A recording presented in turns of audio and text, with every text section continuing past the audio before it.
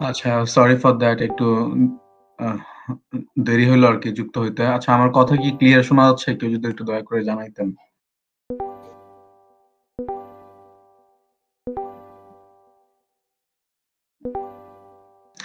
Thank you so much Shimul Akhter ma'am এবং যারা শুনছেন তাদের সবাইকে। আসলে প্রচুর ঠান্ডা যার কারণে আসলে কখন যে ঘুমিয়ে গিয়েছিলাম বুঝে উঠতে পারিনি। হুট করে ধাপ করে উঠে দেখি রাত্রি ৯ঃ০০ বেজে গিয়েছে।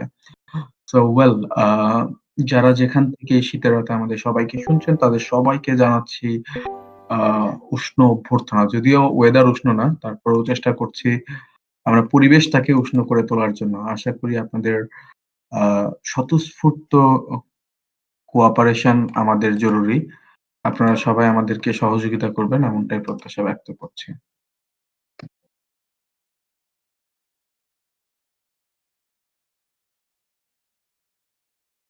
সো ওয়েল আমরা আমাদের প্রতিষ্ঠাতা ভদ্রলোককে ইতিমধ্যেই মেসেজ করেছি। আশা করা যায় ভদ্রলোক আমাদের সঙ্গে দ্রুত যুক্ত হবেন এমনটাই প্রত্যাশা ব্যক্ত করছি। যেহেতু ঘড়ির কাঁটায় ৯ঃ০০ বেজে গিয়েছে তার মানে আমার বকবকানি এখন ননস্টপ চলবে। আর আশা করি আমরা সবাই আজকে সাপ্তাহিক হ্যাংআউট ১৭৫ তম পর্ব বেশ ভালোই উপভোগ করব এমনটাই প্রত্যাশা ব্যক্ত করছি আমার জায়গা থেকে। থ্যাংক ইউ সো মাচ সিয়াম ভাই সবাইকে আবারও আ মনে করে দেওয়ার জন্য আশা করা যায় সদস্য সংখ্যা আরো বৃদ্ধি হবে এবং যার অবস্থান থেকে সবাই চেষ্টা করবে আমাদের সবার কথাগুলো শোনার জন্য।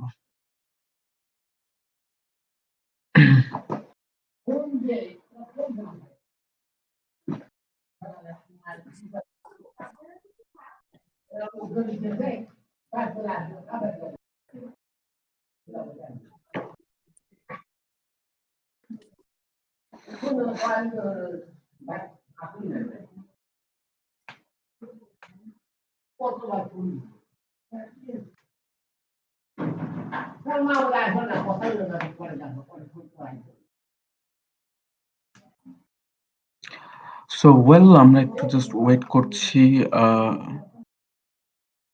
সকলের জন্য। আমাদের প্রতিষ্ঠাতা ভদ্রলোক এবং সবার জন্যই ওয়েট করছি। আশা করা যায় ভদ্রলোক আমাদের সঙ্গে যুক্ত হলেই আমরা আজকের মূল অনুষ্ঠানে চলে যাব। আজকে কিন্তু অনেকগুলো কথা আপনাদের সঙ্গে শেয়ার করা হবে এবং আশা করা যায় প্রত্যেকটা কথাই আপনারা বেশ যত্ন সহকারে আ শোনার চেষ্টা করবেন। কেননা পুরো সপ্তাহ ধরে আ যে কার্যক্রমগুলো চলে তারই এক এক প্রকার আ হচ্ছে সামারি হয় বা এক প্রকার বলতে গেলে যে কাজগুলো নিয়ে পর্যালোচনা করা হয় আজকের এই দিনে, আজকের এই আ সাপ্তাহিক হ্যাংআউট পর্বে। সো আশা করা যায় যে কথাগুলো অবশ্যই আপনাদের জন্য গুরুত্বপূর্ণ হবে।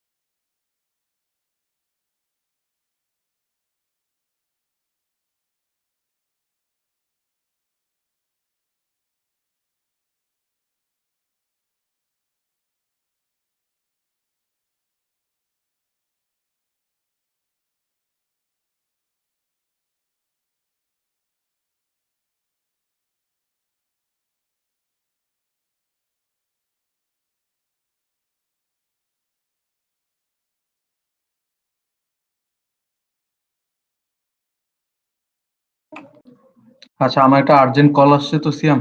ওয়েল আমি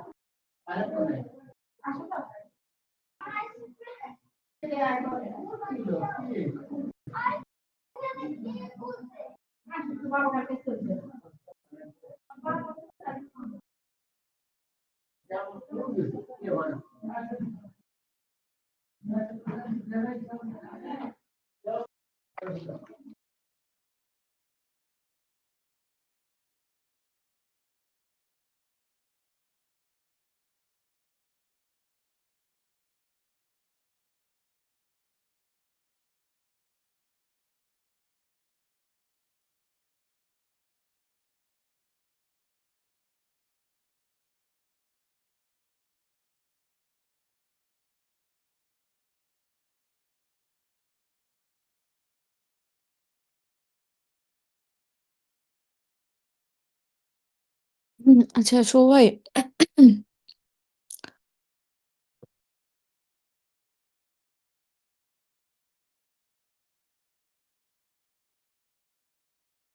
আমার কথা কি শোনা যাচ্ছে? হ্যালো, হ্যাঁ, জি, শোনা যাচ্ছে। শোনা যাচ্ছে। জি আপু, শোনা যায়।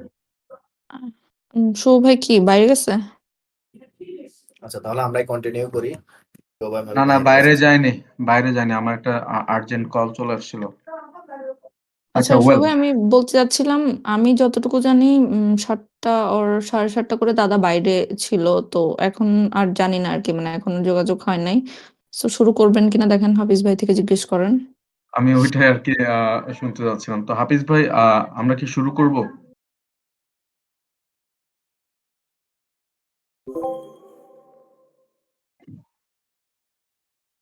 আমি এটার জন্যই খুব কনফিউশন না সবারটা আমি জানি না। আমি শুধু দাদারটা বলতে পারব। ওইটা জানি না আসলে। আমি শুধু দাদারটা ৭টা ৭:৩০ করে বোধহয় বাইরে ছিল উনি। এরপর আসলে আর কথা হয় না আরকি।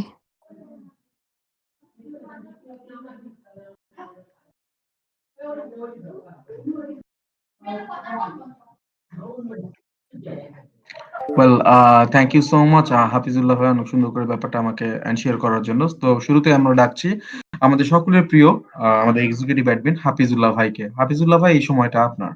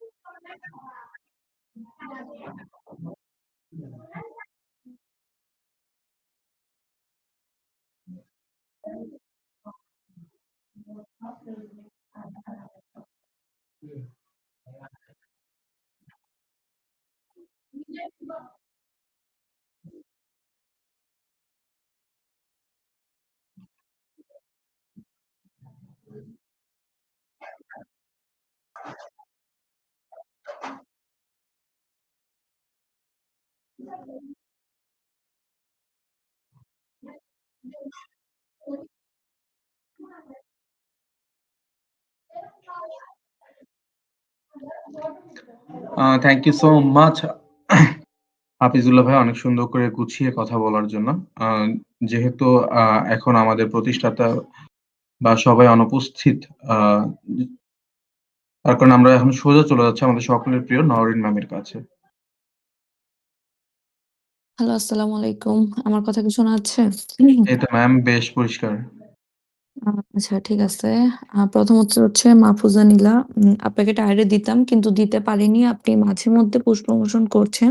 কিন্তু তাও খুবই কম। তো এদিকে অবশ্যই সিরিয়াস হতে হবে। আর নাজমুল 01 আপনাকে টায়ারে রাখা হয়েছে কিন্তু আপনার এক্টিভিটিস একদম লো। তো এবার টায়ার ইউজার আমার আন্ডার থেকে কম ছিল তাই আপনাকে দিতে পেরেছি। না হলে কোনোভাবেই মানে টায়ারে থাকার মতো এক্টিভিটিস ছিল না। তো এটা অবশ্যই আ নজর দিবেন। আর যাদের এক্টিভিটিস একদম নেই ওনাদের নিয়ে কিছু বলার নেই। আর এবার আমি আসি একটু কনটেস্টের কথাতে। তো আর এবার আমাদের কনটেস্ট ছিল শেয়ার করো তোমার প্রিয় শীতের রেসিপি, সবজির রেসিপি। তো আশা করব সকলেই পার্টিসিপেট করবেন। আর এভাবে রেসিপি কনটেস্ট মানে তো আসলেই দারুণ কিছু। তো আমি এটা আশা করতে পারি যে সকলে ভালো, ভালো কিছু রেসিপি শেয়ার করবেন। আর অবশ্যই সময় মতো পার্টিসিপেট করার চেষ্টা করতে হবে। অর্থাৎ একেবারে লাস্ট মোমেন্টে এসে আসলে যখন পার্টিসিপেট করা হয় তখন সেটা আমরা একসেপ্ট করি না কিংবা আমরা বেশিরভাগ সময় আমরা সময় বৃদ্ধি করি যেটা এবার আর কোনোভাবেই করা হবে না। আমি সিয়াম ভাইকে একটু বলব কনটেস্ট লিঙ্কটা দেওয়ার জন্যে। আর আরেকটা কথা হলো এমন কিছু তৈরি করবেন না যেটা শুধুমাত্র দেখতেই ভালো, আসলে ভালো না। কারণ ওই ব্যাপারগুলো আসলে দেখলে বুঝা যায়। তো এই বিষয়গুলোতে নজর রাখবেন। আর অবশ্যই যা নিয়ম বলা হয়েছে সেগুলো ফলো করতে হবে। কারণ বেশিরভাগ দেখা যায় যে খুব ভালো কনটেস্ট পার্টিসিপেশন হয় কিন্তু রুলস ফলো করা হয় না। তো এদিকে অবশ্যই বিশেষ নজর রাখতে হবে। ধন্যবাদ। মানে এমন কিছু মানে অতিরিক্ত সৃজনশীলতা আবার কিন্তু একদম খাইতে মানে বদহজম হয়ে যায়। ব্যাপারটা একটু সেদিকে খেয়াল রাখবেন। আর মানে যে সকল সবজি মানে মানে বেশ পরিচিত সেগুলো দিয়েই সবজি বানানোর চেষ্টা করবেন। লাবড়া হইলেও সমস্যা নাই।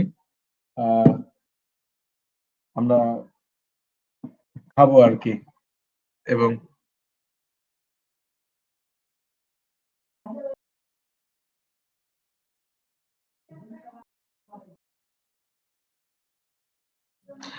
ওয়েল যে কথাটা বলছিলাম সেটা হচ্ছে আ থ্যাংক ইউ সো মাচ। ইতিমধ্যেই কিন্তু আপনারা শুনে ফেলেছেন। ভাই ভর্তা করা যাবে না ভাই শীতকালীন সবজি দিয়ে। ভাই শীতকালীন সবজি রেসিপি ভাই। মানে রেসিপিকে রেসিপি মানে সবজি বানান না বাসায় সবজি, সবজি রান্না করে না। ব্যাপারটা ঠিক সেরকম। ভর্তা তো একটা পার্টিকুলার সেগমেন্ট এ চলে গেল। ভর্তা, চপ এগুলো তো একটা পার্টিকুলার সেগমেন্ট এ চলে গেল না? মানে সবজি যে আমরা খাই, সবজি মানে যেটা আসলে ডাক্তাররা সবসময় বলে যে আ সবজি খাবেন। Well thank you so much. সেই সবজিটা আশা করা যায় এখানে সবাই ক্রিয়েটিভ মানুষ। আম সবাই সবার হচ্ছে আ সুন্দর প্রতিভাগুলো, সৃজনশীল প্রতিভাগুলো রেসিপির মাধ্যমে শেয়ার করবেন এমনটাই প্রত্যাশা ব্যক্ত করছি। আবার সবজির হালুয়া বানায়েন না, বরফি বানায়েন না, শরবত বানায়েন না। ঠিক আছে? Well come to the main point. এবার চলে যাবো আমাদের সকলের প্রিয় সুমন ভাইয়ের কাছে। ধন্যবাদ ছোট ভাই। আহ, প্রথমেই সুপার ওয়ালকের ব্যাপারে আসি। ইভেন্টটার ডিউরেশন ছিল 6 উইক, বাট এটা বাড়ানোর কথা বলেছি আমি, মেবি বাড়ানো হবে। কারণ প্রথম দিকে অ্যাক্টিভিটিস ছিল না একেবারেই, এখন মোটামুটি গ্রো করছে দেখলাম। তো এই সামনের সপ্তাহে সামনের সপ্তাহ বলতে আগামী শনিবার থেকে কাউন্ট হবে। শনিবার থেকে পরের বৃহস্পতিবারের মধ্যে যে পোস্টগুলো আমি দেখবো, একটু বাছাই করবো বেটার পারফরম্যান্স অথবা রেগুলারিটি মেনটেন করছে যারা, 7টা স্ক্রিনশট সহ।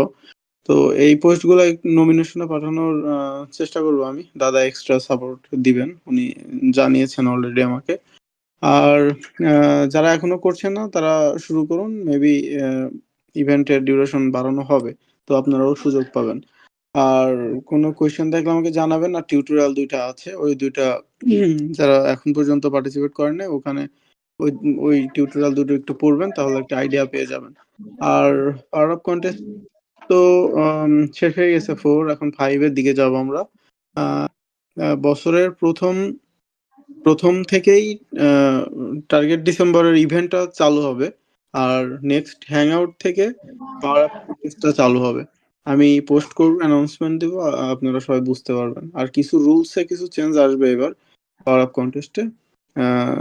তবে ওভারঅল মেন বিষয়গুলো আগের মতোই থাকবে। এটাই ছিল শুভ ভাই।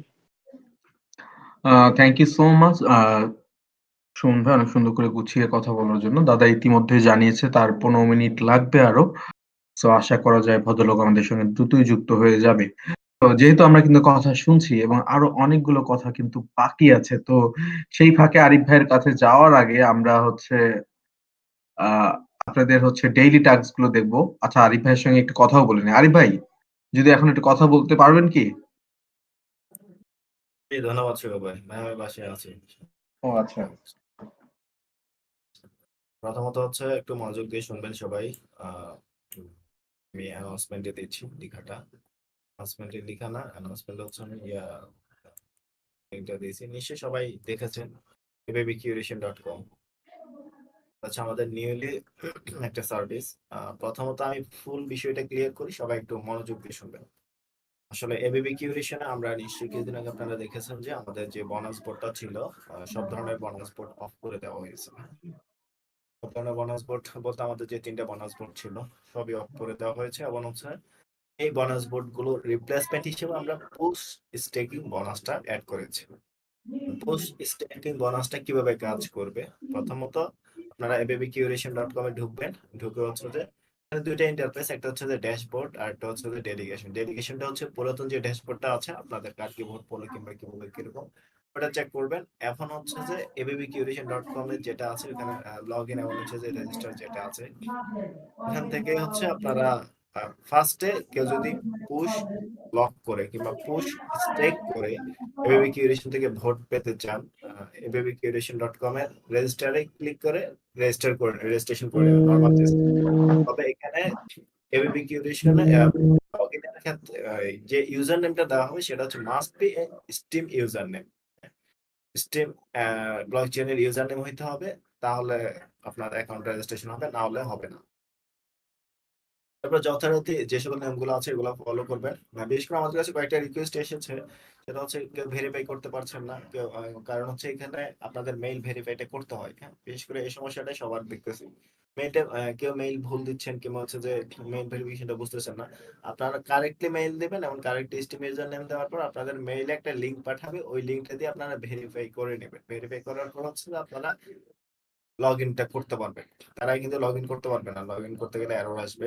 হ্যাঁ, লগ ইন করার পর হচ্ছে আপনাদের দুইটা জিনিস দেখাবো উপরে ছোট ছোট করে, যে একটা দেখাবো যে কি আপনাদের টিআরএক্স অ্যাড্রেস আপনাদের জন্য একটা যেমন হচ্ছে এটা ওয়ান টাইপস অফ বাইন্যান্সে যেরকম কাজ করে। যখন আপনি বাইন্যান্সে নতুন একটা অ্যাকাউন্ট খুলেন তখন কি আপনার বাইন্যান্সে আপনাদের নতুন একটা টিআরএক্স অ্যাড্রেস যোগ হয়ে যায় না? আচ্ছা, ধরুন আমি ফলোনিক্স এর কথা বললাম, ফলোনিক্স এর যখন অ্যাকাউন্ট খুলেন, ফলোনিক্সে আপনার জন্য একটা যখন জেনারেট অ্যাড্রেসে ক্লিক করেন সেটা হচ্ছে আপনাদের একটা পুশ জেনারেট অ্যাড্রেস হয় না? ঠিক এখানে এখানেও মানে হচ্ছে আপনি যখন অ্যাকাউন্ট ক্রিয়েট করবেন অটোমেটিকলি আপনার নামে একটা পুশ অ্যাড্রেস মানে ক্রিয়েট হয়ে গেছে। হ্যাঁ, ক্রিয়েট হয়ে জাস্ট ওখানে শো করতেছে, এখানে জেনারেট বাটনটা নাই আর কি, শুধুমাত্র অটোমেটিকলি ক্রিয়েট হয়ে শো করবে। শো করার পর হচ্ছে প্রথমে ওই অ্যাড্রেসটা যেহেতু নতুন, ওইখানে আপনি ফার্স্টে এক টিআরএক্স পাঠিয়ে অথবা যে কোনো একটা অ্যামাউন্টের টিআরএক্স পাঠিয়ে ওই অ্যাড্রেসটা অ্যাক্টিভেট করে নেবেন। এরপর হচ্ছে আপনি যদি এবিবি কিউরেশন কোনোদিন ডেলিগেশন না করে থাকেন অথবা আপনি নিউলি একটা অন্য একটা অ্যাকাউন্ট ক্রিয়েট করে ওইটা দিয়ে সিস্টেম এর ভোটটা নিতে চাচ্ছেন, তাহলে হচ্ছে যে আপনার ওই অ্যাকাউন্ট থেকে স্টিমে যে স্টিমে অ্যাকাউন্ট দিয়ে আপনি রেজিস্ট্রেশনটা কমপ্লিট করেছেন ওই স্টিম অ্যাকাউন্ট থেকে 300 এসপি ডেলিগেশন করবেন এবিবি কিউরেশন অ্যাকাউন্টে। এই স্টেপগুলো কিন্তু ওখানে বলে দেওয়া আছে। হ্যাঁ, সুন্দর করে ঘর করে দেখাবে যে আপনি ফার্স্টে অ্যাক্টিভেট করেন, তারপর হচ্ছে 300 এসপি ডেলিগেশন করেন, তারপর হচ্ছে আপনার যখন সবকিছু অ্যাক্টিভেটেড ওকে তখন হচ্ছে আপনি নিচে যে অ্যাড্রেসটা দেখবেন ওই অ্যাড্রেস হচ্ছে পুশ ডিপোজিট করবেন। পুশ ডিপোজিট করার পর 5 মিনিট লাগবে, 5 থেকে 6 মিনিটের মধ্যে আছে আপনার পুশ ব্যালেন্সটা আপনার ওয়ালেটে শো করবে।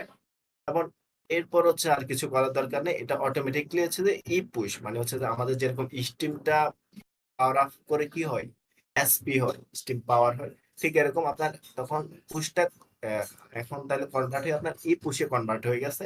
তখন হচ্ছে এটা আলাদা একটা ওয়ালেটে থাকে, সবসময় থাকবে আপনার ওয়ালেটে জমাই থাকবে, বাট এটা ই পুশ হিসেবে জমা থাকবে। এবং এটার পরিবর্তে আপনি এবিবি কিউরেশন থেকে ভোট পাবেন, যেটা এপিআর হচ্ছে অ্যারাউন্ড 15% টু 20% অথবা 22% এরকম কাছাকাছি। যেহেতু এটা হচ্ছে আপনার ওয়ান টাইপস অফ মানে হচ্ছে যে জমিয়ে রাখা। হ্যাঁ? মানে হচ্ছে আর এখানে কিন্তু আপনার মানে এরকম কোনো সিস্টেম না যে কি এটা মানে দীর্ঘদিন কিংবা ইয়া করার জন্য। তো এটা যেহেতু একটা জাস্ট আপনার যারা কে জমায় রাখে তারা এখানে জমায় রাখতে পারবেন। এই জন্য এখানে ভোটিংটা ওরকম লিমিটেড, একবার আহামরি কিছু না। হ্যাঁ? তবেও আপনার 20 থেকে 22% এপিআই এটা কিন্তু খারাপ না, কিন্তু যথেষ্ট। হচ্ছে যে যারা ইনভেস্টমেন্ট লং টার্মের কথা চিন্তা করতেছেন তাদের জন্য কিন্তু এটা যথেষ্ট একটা ভালো অপরচুনিটি। 4-5 বছর আপনার কিন্তু রিটার্ন চলে আসতেছে। আর এখন পয়সা হচ্ছে ফ্লোর প্রাইসে চলতেছে, এর থেকে কমে মনে হয় না কখনো নামবে। এরপর আপনাদের কাজ হচ্ছে আরেকটা জিনিস, সবাই যে জিনিসটা হয়তো বা মিস আন্ডারস্ট্যান্ডিং হতে পারে, এটা কিন্তু আপনার স্টিমের মতো কেউ যদি আনডেলিগেট করে, আনস্টেক করে, আনস্টেক করে, তখন হচ্ছে যে আপনার 4 সপ্তাহ লাগবে আপনার যে শুরুতে ক্রিয়েশনের সময় আপনি একটা অ্যাড্রেস দিছেন, উইথড্রল অ্যাড্রেস, ওই অ্যাড্রেসে কিন্তু ফেরত যাবে। মানে ওই অ্যাড্রেসে কিন্তু আমরা পাঠাবো, অন্য কোনো অ্যাড্রেসে পাঠাবো না। ওটা যদি চেঞ্জ করতে চান কিংবা কখনো কোনো সমস্যা হয় তখন কিন্তু আমাদেরকে কন্ট্যাক্টে সাপোর্টের মধ্যে জানাবেন। আর ওই জিনিসটা চেঞ্জ করার কোনো অপশন রাখি নাই আপাততর জন্য। কারণ যেহেতু ওইখানেই উইথড্রলটা হবে, কেউ যদি সাসপিশিয়াস কোনো অ্যাক্টিভিটিস করে এজন্য। যখন আপনি ইনিশিয়েট শুরু করবেন, যেমন আনস্টেকিং এর সিস্টেমটা হবে এরকম, আজকে 26 তারিখ আপনি 10,000 পুশ আনস্টেকের জন্য রিকোয়েস্ট করছেন অথবা আনস্টেক প্রসেসটা শুরু করছেন। তার ঠিক 26 তারিখ থেকে 7 দিন পর আপনি প্রথম আহ, একটা পাবেন 10,000-এর 2,500। এরপরে 7 দিন পর আবার 2,500, এরপরে 7 দিন পর 2,500, এরপর 7 দিন পর 2,500, এভাবে আনস্টেকিংটা কমপ্লিট হবে। আশা করছি বুঝতে পেরেছেন। কোনো যদি কারো সমস্যা থাকে কিংবা কোনো বিষয়ে কোনো কোয়েশ্চেন থাকে তো অবশ্যই আপনারা সাপোর্টে যোগাযোগ করবেন। সাপোর্টে ব্যাকগ্রাউন্ড ক্রিয়েশন সম্বন্ধে কারো যদি ভেরিফিকেশনের সমস্যা হয়, যে কোনো কিছুতে যোগাযোগ করবেন। ধন্যবাদ।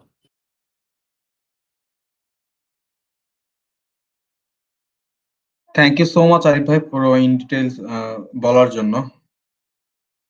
আর সবথেকে বড় ব্যাপার হচ্ছে বেশ ভালো লাগলো আপনার সঙ্গে কথা বলে।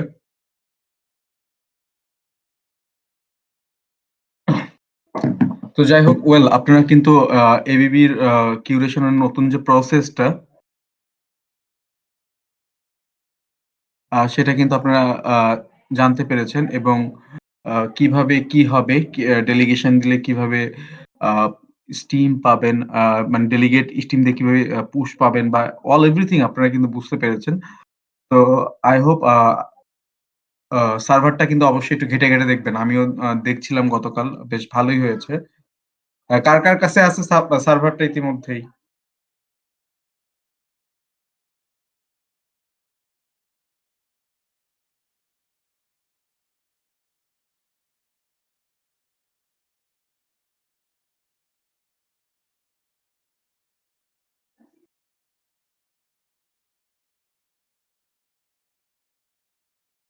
ওয়েল, চেষ্টা করবেন একটু পুরো ব্যাপারটা দেখার জন্য। আচ্ছা, আমি আমার কাজে যাব। তবে তার আগে সুপার ওয়াল, টুইটার এবং হচ্ছে কয়েনস্কোপ, তারপরে জেমস রাডার, আপনারা যেখানে যেখানে ভোট দিয়েছেন সেটার একটা স্ক্রিনশট আমাকে একটু দিতে হবে বাবা। কেননা আমি আপনাদেরকে কথা দিয়েছি যে প্রত্যেক হ্যাংআউট এর দিন করে কিন্তু আমি এটা, হ্যাংআউট আর রবিবারের আড্ডার দিন করে কিন্তু আমি একটু টুক করে দেখে নেব।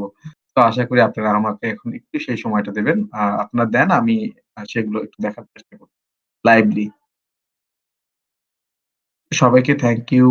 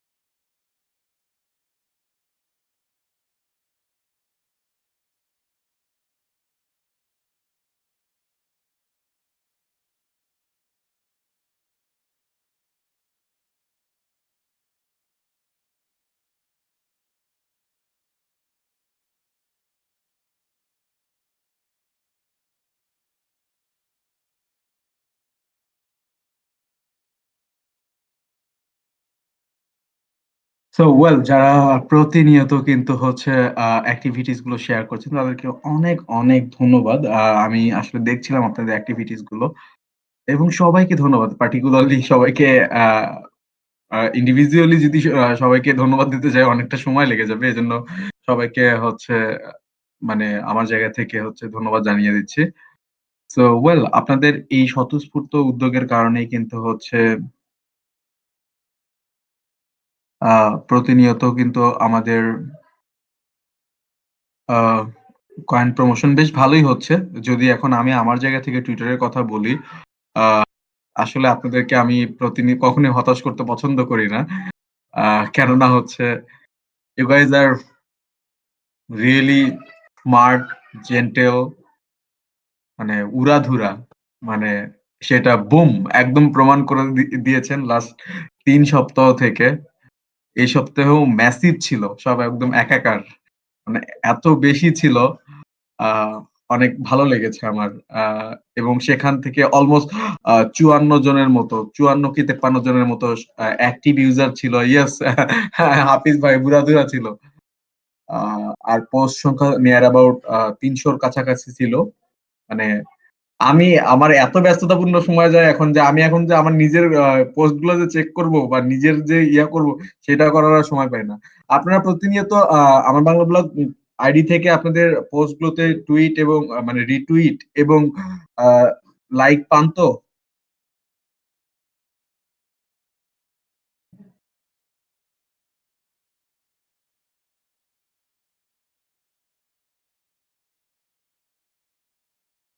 আচ্ছা, আ এটা সত্যিই আমার জন্য বেশ আনন্দের ব্যাপার যে আমি চেষ্টা করছি আ প্রত্যেকের পোস্ট হচ্ছে আ নিজের জায়গা থেকে দেখার জন্য এবং আ যেগুলো পোস্ট আপনারা ব্লগিং করেন সেগুলোতে তো হচ্ছে লাইক দেই এবং যেগুলো আপনারা পোস্ট নিয়ে প্রমোশন করছেন সেগুলো কিন্তু অবশ্যই রিটুইট করার চেষ্টা করছি।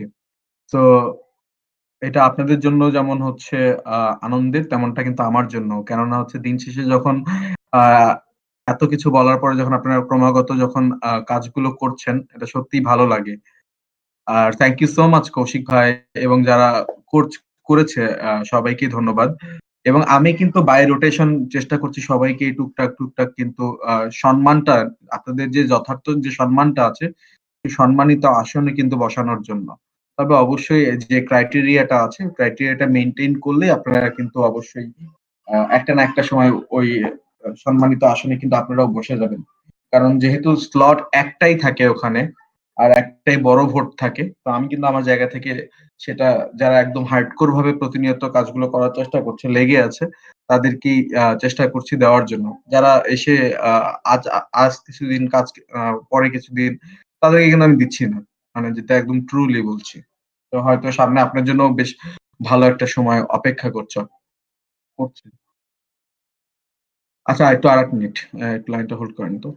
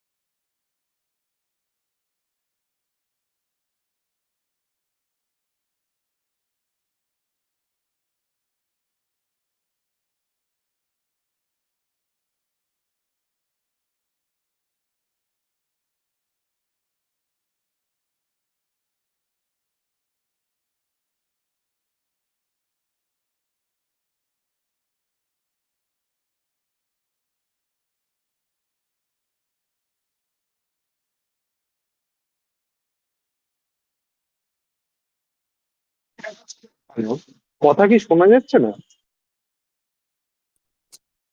শোনা যাচ্ছে ভাই কথা।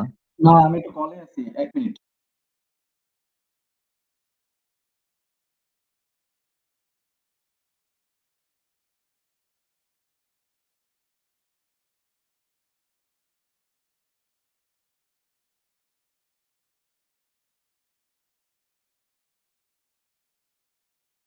আচ্ছা সরি মানে হঠাৎ করে একটা ঝামেলা হয়ে গিয়েছে তো। যার কারণে একটু পর কল আসছে। আমি এটার জন্য এক্সট্রিমলি সরি এবং দুঃখিত। So come to the main point. যারা এই কাজগুলো ক্রমাগত করছেন তাদেরকে কিন্তু অশেষ ধন্যবাদ আমার জায়গা থেকে। এবং আমি কিন্তু চেষ্টা করছি বাই রোটেশনে কিন্তু আপনাদেরকে কিন্তু ওই আসনটাতে বসানোর জন্য যেখানটাতে আপনারা হচ্ছে সম্মানিত হবেন। তবে যারা মাঝে আসছেন, দর্শন দিচ্ছেন, আবার চলে যাচ্ছেন, তাদের ক্ষেত্রে আসলে আমার কিছু করার থাকবে না। আমি সেক্ষেত্রে আসলে আ দুঃখিত হয়ে যাই। অবশ্যই শিমুল আক্তার ম্যাম, সবাইকেই আমি চেষ্টা করব। আমি শরীফ শুভ যতদিন পর্যন্ত এখানে আছি, আ যদি কোন কমিটমেন্ট করি, আমার বাংলা ব্লগ যদি কোন কমিটমেন্ট করে, সেই ধারাবাহিকতা আমিও বজায় রাখার চেষ্টা করি। So come to the main point. সেটা হচ্ছে আমরা কিন্তু আমার নিজের কথা কিন্তু আমি বলে ফেললাম এবং আপনারা বেশ ভালো করছেন Twitter এ।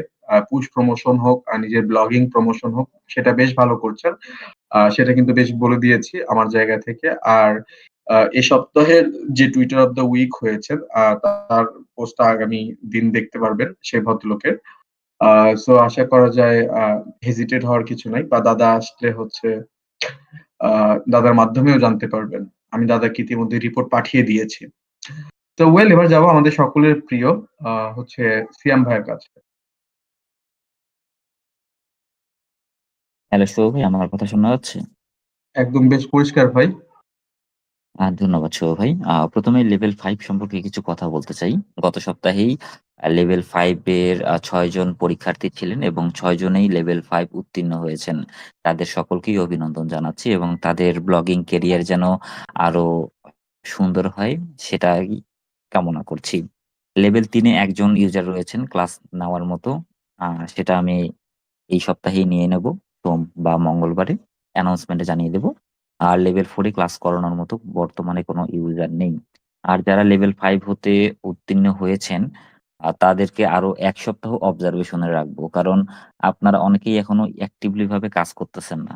এমতো অবস্থায় ভেরিফাইড লিস্টে চলে গেলে আ আপনাদের কাজ করতে কিংবা সাপোর্ট পেতেও অনেক সমস্যা হবে। যাদের অ্যাক্টিভিটিস একটু ভালো থাকবে তাদের নামগুলো আমি পাঠিয়ে দেব পরের সপ্তাহেই। আর কমেন্ট মনিটরিং নিয়ে কিছু কথা বলতে চাই। মানে অনেকেই আছে যে একজনের আইডিতে ঢোকার পরে টানা একসাথে ধরেন ৪-৫ দিনের পোস্টগুলো কমেন্ট করে যাচ্ছে। আরেকটা বিষয় আছে যে আ আমরা কিন্তু দেখতে পাই আসলে কয়টার সময় আপনি একটা কমেন্ট করেছেন, সেই কমেন্ট থেকে আরেকটা কমেন্টের ডিউরেশন কতটুকু সময়ের মধ্যে আরেকটা করছেন। এইখান থেকে আমরা বুঝতে পারি যে আসলে একটা পোস্ট আপনি ১ মিনিট পর আপনি কমেন্ট করতেছেন, ২ মিনিট পর কমেন্ট করতেছেন। একটা পোস্ট করে ২ মিনিটের মধ্যে কমেন্ট করাটা সত্যিই অনেক কষ্টসাধ্য একটা বিষয়। ঠিক আছে? এভাবে করেই কিন্তু নাম্বারগুলো দেওয়া হইছে। আর রিপোর্ট পাবলিশড হলেই আপনারা আপনাদের যে সমস্যাগুলো আছে সেগুলো সলভ করে নেওয়ার চেষ্টা করবেন। আর প্রমোশনের বিষয়গুলো একটু খেয়াল রাখার চেষ্টা করবেন। আ এটাই ভাই। শুভ ভাই। থ্যাংক ইউ সো মাচ সিয়াম ভাই, অনেক সুন্দর করে গুছিয়ে নিজের কথাগুলো নিজের জায়গা থেকে বলার জন্য। এবং যারা গতদিন হচ্ছে পাস করেছেন তাদের সবাইকে আবারও কংগ্রাচুলেশন জানাচ্ছি। আপনারা হচ্ছে রেগুলার কাজ করুন। তাহলে কিন্তু আপনারা কিন্তু খুব দ্রুতই কিন্তু সুপার অ্যাক্টিভ লিস্ট তালিকায় মানে পৌঁছে যাবেন এবং আপনাদের জন্য কিন্তু ওই জায়গাগুলো কিন্তু ওয়েট করছে। সো এবার যে কথাটা বলছি সেটা হচ্ছে, কথা বলার জন্য এবার আসবে আমাদের সকলের প্রিয় কিংপ্রোজ দা। শুভদা, আমার কথা শোনা যাচ্ছে? বেশ পরিষ্কার শোনা যাচ্ছে ভাই। আমার কথা কেমন শোনাচ্ছে সেটা বলো তো? মানে আমার আজকে মাঝখানে বেশ মাঝখানে এলোমেলো একটু লাগছিল শোনা যায়নি আজকে। দু একটা কথা। ঠিক আছে, আচ্ছা। এখন আপনার কথা পরিষ্কারই শোনা যাচ্ছে। আচ্ছা। নমস্কার সবাইকে। শুরুতে টেম্পোরারি ইনঅ্যাক্টিভ লিস্ট নিয়ে কথা বলে নেবো। আসলে টেম্পোরারি ইনঅ্যাক্টিভ লিস্টে যারা রয়েছেন তাদের পোস্ট সংখ্যা নেই বললেই চলে, খুব কম রয়েছে। সেজন্য কাউকে এই সপ্তাহেও অ্যাক্টিভ লিস্টে পাঠানো সম্ভব হয়নি। এখন যারা রয়েছেন তাদেরকে আমি অনুরোধ করব যে আপনারা পোস্ট সংখ্যার পাশাপাশি কমিউনিটি অ্যাক্টিভিটিসটা করুন। তারপর আমি লেভেল নিয়ে কথা বলতে চাই। লেভেল 1 এ বা নিউ মেম্বার দুজন ইউজার রয়েছেন, তাদেরকে মেনশন করলে পাওয়া যায় না আসলে। একজন আমাকে যদিও ডিএম করেছেন, হ্যাঁ, কিন্তু আরেকজন তাদের ক্লাসটা আমি নিতে চাইছি, কিন্তু দুজন একসাথে না হলে আগের বার তারা ক্লাসটা মিস করেছেন। এই কারণে তারা যেহেতু মেনশন গুলো দেখেননি বা ক্লাস নেওয়া হচ্ছে সে ব্যাপারটা তারা নজরে রাখেননি। এখন আমি আশা করব তাদের যে রেফারেল রয়েছেন, একজন সাজ্জাদ সোহান ভাই এবং জনি প্রিন্স ভাই, তাদেরকে যে যে দুজন রয়েছেন তারা যদি ক্লাস করতে ইচ্ছুক হন তাহলে তারা যেন লেভেল 1-এ একটু আমাকে জানান। তো এটাই ছিল শুভদা, এইটুকুই। ধন্যবাদ আপনাকে, ধন্যবাদ সবাইকে।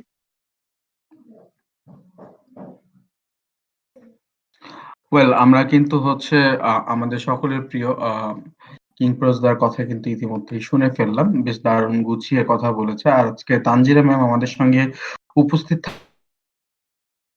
থাকতে পারবে না। তিনি আমাকে আগেই জানিয়েছে। সো ওয়েল উনি আসলে বাহিরে আছে, যার কারণে উনি থাকতে পারবে না। সেটা আমাদেরকে আগেই জানিয়েছে। সো যে কথাগুলো বলছি সেটা হচ্ছে বেসিক যে কথা এখন খুব স্ট্রিক্টলি নিয়ম কানুন কমিউনিটির। আপনারা যদি কমিউনিটি থেকে বোনাস ভোট পেতে চান, আরিফ ভাই যে কথাগুলো বলেছে সেগুলো কিন্তু ম্যান্ডেটরি।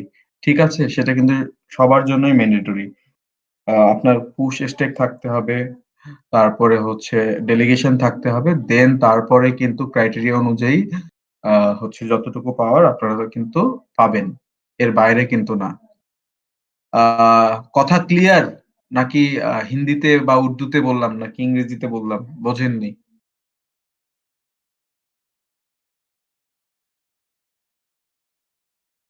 মানে যার যত ইনভেস্টমেন্ট পাকিস্তানিতে বলেন দেখি। আচ্ছা, আচ্ছা পারি না আপু। মানে যার যত হচ্ছে ইনভেস্টমেন্ট, মানে যার যত হচ্ছে কন্ট্রিবিউশন, যত পয়সা তত মিঠা। এই তো হাফিজ ভাইয়া হচ্ছে লিখে দিয়েছে। সে সেই রকম সাপোর্ট পাবে। ওয়েল এটা আসলে আমাদের করার কিছু নাই। এটা আসলে অ্যালগরিদমটাই এরকম। আর এইভাবেই চলছে। আর আশা করা যায় সামনে আরো ভালো কিছু হবে। কেননা আমাদের সহকারী প্রতিষ্ঠাতা কিন্তু বিগত সময়েই বলে দিয়েছে যে ফ্রি ব্লগিং তিনি আসলে সেভাবে আর গ্রহণ করবেন না। সো কারণ ফ্রি জিনিসটা আমরা আসলে বেশ কি বলি?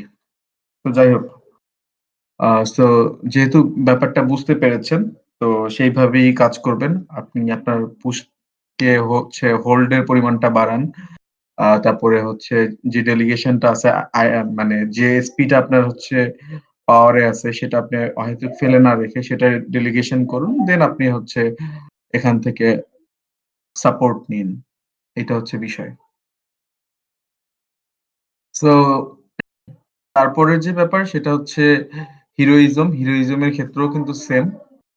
কারণ দুটো কিন্তু একই স্টাইলেই চলবে। আর তারপরের যে ব্যাপার সেটা হচ্ছে কেননা এখানে যারা আছে বিগত সময়ের নিউজ গুলো তারা ইতিমধ্যেই তারা কিন্তু সবগুলোই কিন্তু জানে। যেমনটা আমার বাংলা ব্লগের হচ্ছে আ কমিউনিটিকে সাবস্ক্রাইব করতে হবে। আমাদের উইটনেস অ্যাকাউন্ট বাংলা.উইটনেস কে ভোট দিতে হবে। তারপরে হচ্ছে প্রক্সি আইডি সেট করতে হবে আরএমই। আ এই বিষয়গুলো কিন্তু আপনারা জানেন। আর যারা লেভেলে আছেন, স্কুলে আছেন তাদের উদ্দেশ্যে যে কথাটা বলব, আপনাদেরকে কিন্তু অবশ্যই কিন্তু হচ্ছে 5% বেনিফিশিয়ারি দিতে হবে কমিউনিটিকে, ABB charity account sorry ABB স্কুলকে এবং তার পাশাপাশি দিতে হবে সাইফ-হকসকে সকলের জন্য ম্যান্ডেটরি 10% বেনিফিশিয়ারি দেওয়া। আর তারপরের যে ব্যাপার সেটা হচ্ছে আপনারা হচ্ছে প্রতিনিয়ত আপনারা খেয়াল করে দেখবেন প্রত্যেক বুধবারের দিন রাত্রিবেলা করে কিন্তু আমি একটা করে অ্যানাউন্সমেন্ট দেই। সেটা হচ্ছে এবিবি চ্যারিটির জন্য। তো সেই দিকটাতেও একটু ফোকাস করবেন। চেষ্টা করবেন পোস্টের মাধ্যমে বেনিফিশিয়ারি দেওয়া বা নিজের যতটুকু কন্ট্রিবিউশন চ্যারিটিতে দেওয়া সেটা ডোনেশন দিবেন।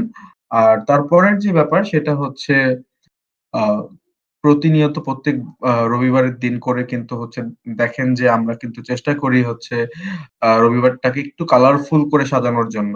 কেননা হচ্ছে ঐদিন আমাদের রবিবারের আড্ডা থাকে। আর আড্ডার ভেরিয়েশন কিন্তু ইতিমধ্যেই চলে এসেছে এবং অনেকদিন থেকেই হচ্ছে। তো আপনারা যত বেশি স্বতঃস্ফূর্ত হবেন আমাদের সঙ্গে, যত বেশি কোঅপারেটিভ হবেন, আমরা কিন্তু তত দ্রুত কিন্তু আপনাকে স্টেজে নিয়ে আসতে পারবো, আপনাকে গেস্ট হিসেবে নিয়ে আসতে পারবো। আপনার কথাগুলোই কিন্তু হচ্ছে শুনতে পারবো আড্ডার মাধ্যমে। আপনার পোস্টের কথাগুলো শুনতে পারবো, পোস্টের পিছনের কথাগুলো, আপনার চিন্তাধারা এই জিনিসগুলো কিন্তু জানতে পারবো। তো ইটস ভেরি ইম্পোর্টেন্ট যে আপনি কিভাবে আমাদেরকে কোঅপারেট করছেন। তো যখনই আমাদের প্রতিনিধিরা আপনাদের সঙ্গে যোগাযোগ করবে তখনই একটু চেষ্টা করবেন তাদের সঙ্গে রেসপন্স করার জন্য। তো আর তারপরের যে ব্যাপার সেটা হচ্ছে আ এবিভি ফিচার আপনাদেরকে প্রতিনিয়ত বলা হয় যে প্রতিবারেই বলি, প্রতিদিনই বলি, প্রতিটা সময়েই বলি এবং আমাদের প্রতিটা আ আ সহকর্মী আমাদের সিনিয়র কলিগ সবাই বলে আরকি। আ যে হচ্ছে আপনারা সবাই বলি আমরা যে পোস্টের দিকে একটু খেয়াল রাখবেন।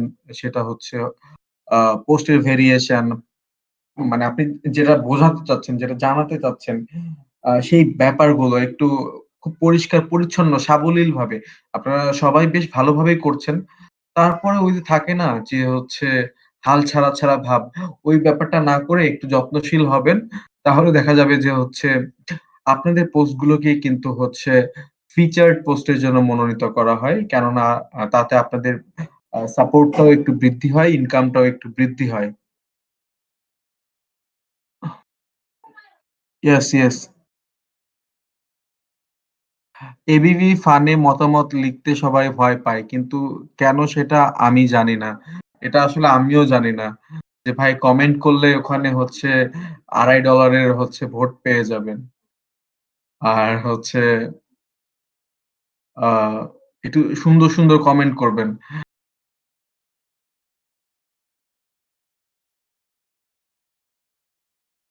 ওই যে দেখেন হাফিজ ভাই কিন্তু লিখে দিয়েছে, প্রশ্ন করেন কিন্তু মতামত দিতে চান না। কিন্তু কেন?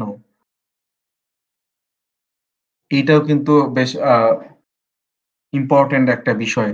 সো এবিভি ফান অল চ্যানেলটা আছে। ওখানে যে ক্রাইটেরিয়াটা আছে হাফিজ ভাই যে কথাগুলো বলেছে সেটা অবশ্যই ফলো করবেন এবং সেইভাবে প্রশ্নগুলো দেওয়ার চেষ্টা করবেন এবং আপনার প্রশ্নটা যদি সিলেক্ট হয় তাহলে কিন্তু ওই প্রশ্নটা কিন্তু আ বাছাই করা হবে এবিভি ফানের জন্য এবং সেই পোস্ট থেকে কিন্তু আপনি 10% বেনিফিশিয়ারি পেয়ে যাবেন এবং আপনারা যারা প্রতিনিয়ত সুন্দর, সুন্দর মতামত দেন হচ্ছে কমেন্টে এবিভি ফানের তাহলে কিন্তু আপনাদের কমেন্ট গুলো যদি মনোনীত হয়, এই যে দেখেন একটা প্রশ্ন করলে সেটা নির্বাচিত হলেই কমপক্ষে 10 স্টিম ইনকাম নিশ্চিত। মানে 10 স্টিম ইকুয়াল এখন কত? কেউ যদি একটু বাংলা টাকায় বলতেন বিডিটিতে। এখন তো মার্কেট মন্দা যাচ্ছে।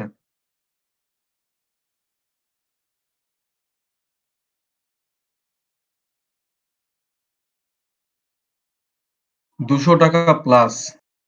তো একটা হচ্ছে ৳200 প্লাস।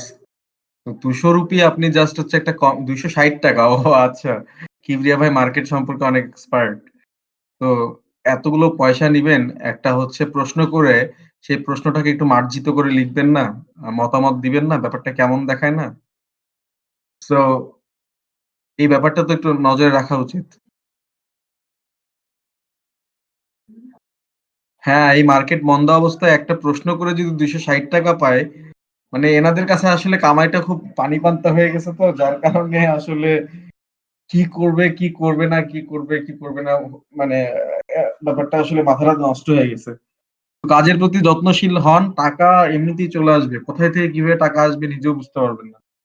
ব বলব যে কাজের দিকে ফোকাস করার কথা। এটা আমার কথা না, এটা আমাদের প্রতিষ্ঠাতার কথা। তবে দীর্ঘদিন থেকে শুনে, শুনে আমি নিজেও অভ্যস্ত হয়ে গিয়েছি এবং এটার সঙ্গে প্র্যাকটিক্যাল হইছি। এবং আমি নিজেও প্রুফ পাইছি আরকি। একদম ঠিক বলেছেন তানিয়া ম্যাম।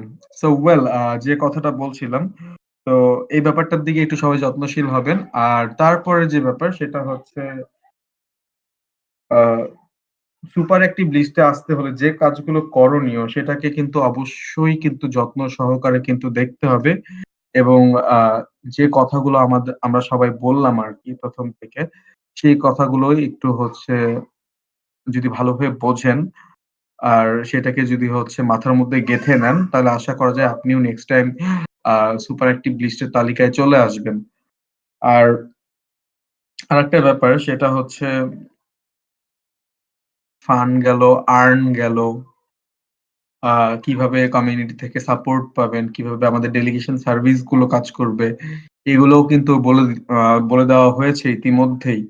সো মোটামুটি এখন যে কথাটা বলব সেটা হচ্ছে আমাদের আপকামিং কনটেস্ট যেটা হচ্ছে নতুন প্রতিযোগিতা। ইয়েস, অ্যাবসোলিউটলি রাইট হাফিজ ভাই।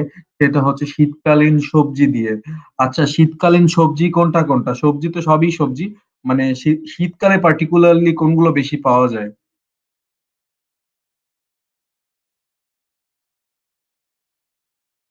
ভাই একটা জিনিসই পাওয়া যায় না, সব পাওয়া যায়। মূলা আর মূলা, ওকে। মূলাও একটা পার্ট অফ হচ্ছে সবজি। ফুল বেগুন যাই হোক। হাফিজ ভাই থাইল্যান্ডে যাবে মূলা কিনতে, বিদেশি মূলা কিনতে। যাই হোক। শুধু একটা কথাই বলবো যে এমন কিছু করিয়েন না, মানে লাইক মানে হচ্ছে ওই যে বললাম না মূলার জুস, তারপরে সবজির হালুয়া, সবজির শরবত, এসব বানিয়েন না। মানে মূলার কেক।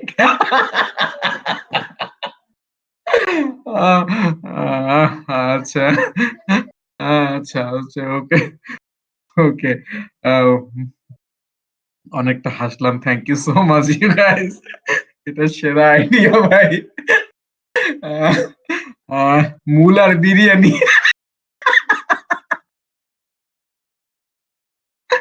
সবজি চটপটি। তো যাই হোক, thank you so much Koushik ভাই, thank you so much all. আচ্ছা ওকে। মুলার পায়েস। আচ্ছা, ইতিমধ্যেই কিন্তু আমাদের প্রতিষ্ঠাতা ভদ্রলোক কিন্তু আমাদের সঙ্গে যুক্ত হয়েছে। It's really pleasure for me যে দাদা আমাদের সঙ্গে যুক্ত হয়েছে এবং আমরা বেশ হাসছিলাম।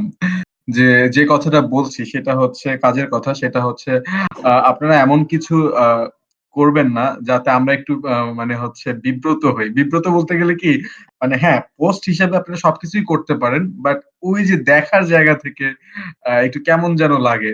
তো যেহেতু সবজি রেসিপি চাওয়া হয়েছে, সো আশা করা যায় ইউনিক ইউনিক কিন্তু অনেক সবজি কিন্তু আপনারা কিন্তু বানাতে পারবেন। চাইলে সেটার সঙ্গে ভিডিও এড করে দিতে পারবেন আরো বোঝার জন্য। আ যাতে আমরা আরো ভালোভাবে বুঝতে পারি। আর হচ্ছে সেটা যেন রিয়াল লাইফ এ বাসাতেও বানিয়ে খেতে পারি। আর দাদা কিন্তু মুলার ফ্যান, হাফিজ ভাই ইতিমধ্যে বলে দিয়েছে। সো ওয়েল এই ব্যাপারটা কিন্তু বেশ হচ্ছে আমরা চেষ্টা করি প্রতি শীতেই কিন্তু এরকম বিষয়গুলো নিয়ে কিন্তু হচ্ছে আয়োজন করার চেষ্টা করি এবং এটা কন্টিনিউয়াসলি বিগত ৩ বছর থেকেই হয়ে আসছে। সো আশা করি আপনাদের স্বতঃস্ফূর্ত অংশগ্রহণটা কিন্তু জরুরি। সো ওয়েল আমরা হচ্ছে আর প্রাইস পোলটাও কিন্তু বেশ ভালো থাকবে। সেটা ইতিমধ্যে আপনারা দেখেছেন। আর পোস্টের যে অংশগ্রহণের যে নিয়ম কানুন গুলো আছে সেই ব্যাপারে একটু যত্নশীল হবেন। তাহলে ও আচ্ছা। এটাকেই বলে জীবন নওরেন ম্যাম। এবার কিন্তু দাদার রেসিপি চাই শুভ ভাই। অবশ্যই। এইটা সকলের দাবি। আচ্ছা তো যাই হোক আমরা কিন্তু এখন ভদ্রলোকের সঙ্গেই কথা বলব এবং তার সঙ্গে দেখি আমরা এনগেজ হতে পারি কিনা। দাদা আপনি কি আমাদের কথা শুনতে পাচ্ছেন? বড়দা,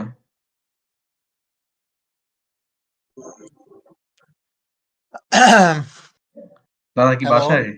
বাসায় আসছেন দাদা? এটা বাড়ি। হ্যাঁ, আমি একটু জুতো কিনতে গিয়েছিলাম, মানে কেটস কিনতে গিয়েছিলাম। বাবা, বাবা, বাবা। শীতকাল এলো তো, তাই একটা কেটস কিনে আনলাম। এগুলো না মুলার আপনার দাদা ছিল? ঠান্ডা লাগে না তো। মুলার পায়েস খাবেন, পায়ের নিয়ে গরম থাকবে সবসময়। না, কেটস তো প্রতি বছর কিনি, তো শীতকাল হলে কেটস কিনি।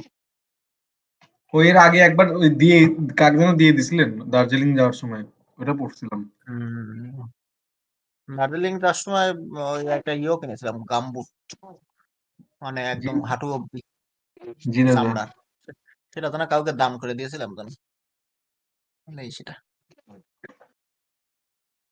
ভালো দামি জুতো কিনেছি একটা, একদম তুলোর মতো হালকা, কিন্তু সেরকম আরাম। বাবা, এই দুধ বের করে দিয়েছে, দুধ বের করে দিয়েছে। দেখি দেখি দেখি, দাঁড়াও দাঁড়াও দাঁড়াও দাঁড়াও দাঁড়াও দাঁড়াও দাঁড়াও, দেখি তোমার গলাটা মুছিয়ে দিই, দেখি।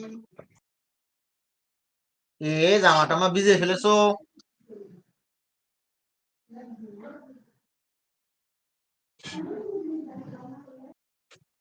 হ্যাঁ, কি বলছিলাম? জি জুতো, দাদা ওই জি দাদা কেডস। জুতো। হ্যাঁ, এই কেডস। আয় আমার কোলে আয়, কোলে আয়, কোলে আয়। এই কেডস গুলো খুব দারুণ বললে মনে হয় যেন পায়ে কিছু করা নেই, মানে মনেই হবে না কিছু করা আছে, কিন্তু সেরকম গরম হবে, সেরকম আরাম হবে।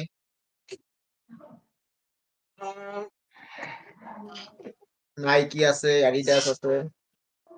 আহ, কি হলো, দাম একটু বেশি, ধরুন 40,000 50,000 এরকম। বাবা এটা দাদা একটু বেশি। এটা দিয়ে তো আমার সারা জীবনে চুক্তি কিনা যাবে।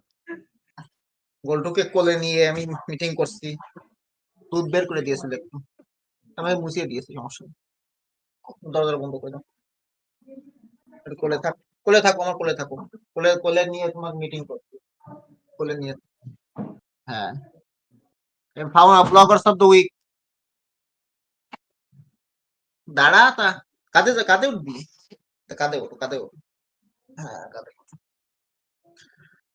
T.S.. Sonia, Mohin Ahmed, NROK 71, founders choice, Limon 88। ঠিক দাদা আছে, Twitter of the week. Twitter দাঁড়ান বলছি।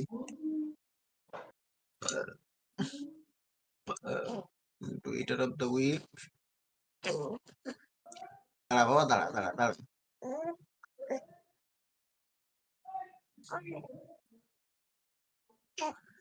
দেবলু 123। জি দাদা। দাদা এটা কি টুনকু আছে নাকি হচ্ছে টুনকুর বড় ভাই? হ্যাঁ, ছোট তুমি। হ্যাঁ। তোমার খিদে লেগেছে, বুড়ো আঙুল খাচ্ছে, খিদে লেগেছে, পরে খাবে বলেছে।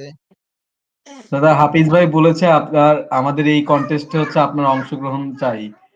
এটা কোন নিয়ে যদি কন্টেস্ট? দাদা এই যে যেটা চলছে কাঁধে ওঠো, মানে আবার কাঁধে ওঠো। সবজি রেসিপি কন্টেস্ট, শীতের সবজি রেসিপি। শীতের সবজি তো ঠিক আছে, একটু বারবিকিউ রেসিপি একটা কন্টেস্ট দিতে পারতেন, কেমন কে কাবাব, বারবিকিউ কাবাব, এসব সবজি হলে, মানে শীতের সবজি, তাই তো। জি দাদা। সবচেয়ে প্রিয় হলো ব্রকলি, তারপরে মূলো, তারপরে ফুলকপি, বাঁধাকপি, পালং শাক। দাদা কোন অনেকে দাদা হচ্ছে মূলার পায়েস বানাবে, জুস বানাবে, শরবত বানাবে। না, ও ফুলোর পায়েস জুস অত ভালো লাগবে না তো। আলু, মূলো, বেগুন দিয়ে ইলিশ মাছ, দারুণ লাগবে। কি হচ্ছে তো দেখি, দাঁড়ো। হ্যাঁ, কাঁধে এসো, কাঁধে। হুম, ঠিক আছে, আর কিছু জানার আছে? ও দাদা আর একটা এমনিতেই জি দাদা। একটা কথা বলার কথা ছিল, সেটা হলো যে এবিবি ক্রিয়েশনের পুশ স্টেকিং চালু হয়ে গেছে। এখানে আপনারা পুশ স্টেক করতে পারবেন, আবার যখন খুশি আনস্টেক করতে পারবেন, তবে আনস্টেকের কিন্তু একদম এস্টিমেটের মতো সিস্টেম, অর্থাৎ 7 দিন চারটা স্টেপে আপনি পুরো আনস্টেক করতে পারবেন। মানে আমরা স্কিম পাওয়ার যেভাবে করি আর কি, পাওয়ার ডাউনের ফর্মুলা এখানে। আর ভবিষ্যতে যেটা আমরা ধীরে ধীরে পুশ স্টেকিং এ ভোটিং সিস্টেম চালু করব, সেটা ধীরে ধীরে করবো। তবে খিদে লেগে গেছে। হ্যাঁ, এই হয়তো ব্যাপারে আমরা দাদা এই একটু 1 কোটি থেকে 2 কোটি আশা বলতে করছি পারেন। এখান থেকে পুশ স্টেকিং নিয়ে, যখন আমাদের পুরো এস্টিমেটে আমরা পুশ স্টেকিং চালু করব, তখন আরো বেশি হবে আর কি। 1 মিনিট, 1টা মিনিট দাঁড়ান, 1 মিনিট। জি দাদা। দেখি মায়ের কাছে দিয়েছি। চলো এর ঠাকুমা মাঝে আমি একটা কথা বলি, অলরেডি কিন্তু পুশ স্ট্যাকিং মানে এবিবি কিউরেশনে 1.5 কোটি পার হয়ে যাচ্ছে। কারণ আমরা এতটা আশা করি না আসলে, মানে এতটা ইউজারদের থেকে স্ট্যাক আছে কিংবা থাকবে, অনেক। সবাই বেশ পয়সাওয়ালা, আমি শুধু হ্যাঁ, গরিব মানুষ। সবাই পয়সাওয়ালা। আর আপনিও পয়সাওয়ালা, আমিও পয়সাওয়ালা, সবাই পয়সাওয়ালা এখানে। শুধু গরিব হচ্ছে এখানে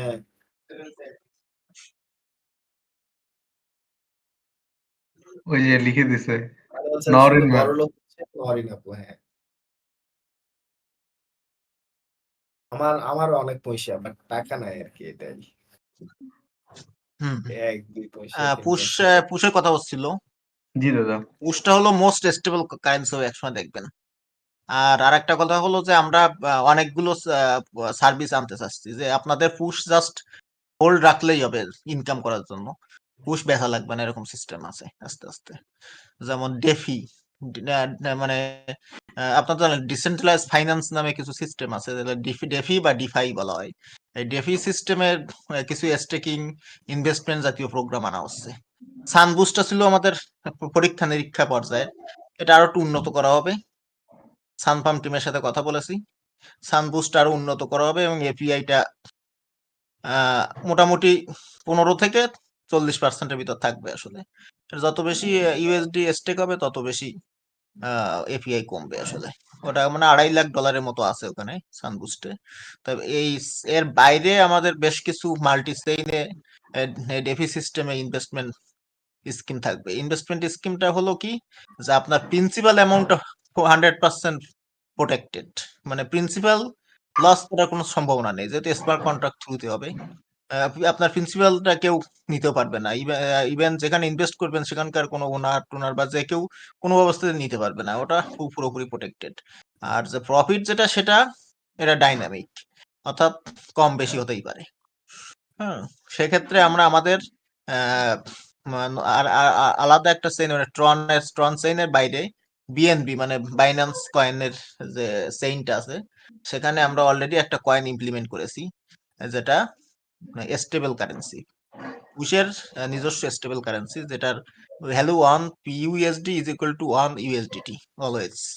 এই রেঞ্জের ভিতর কখনো দাম খুব উপরে উঠবে না, খুব নিচে নামবে না, সর্বোচ্চ দাম বাড়তে পারে 1.00 সামথিং, বা সর্বনিম্ন দাম কমতে পারে $0.999 এরকম।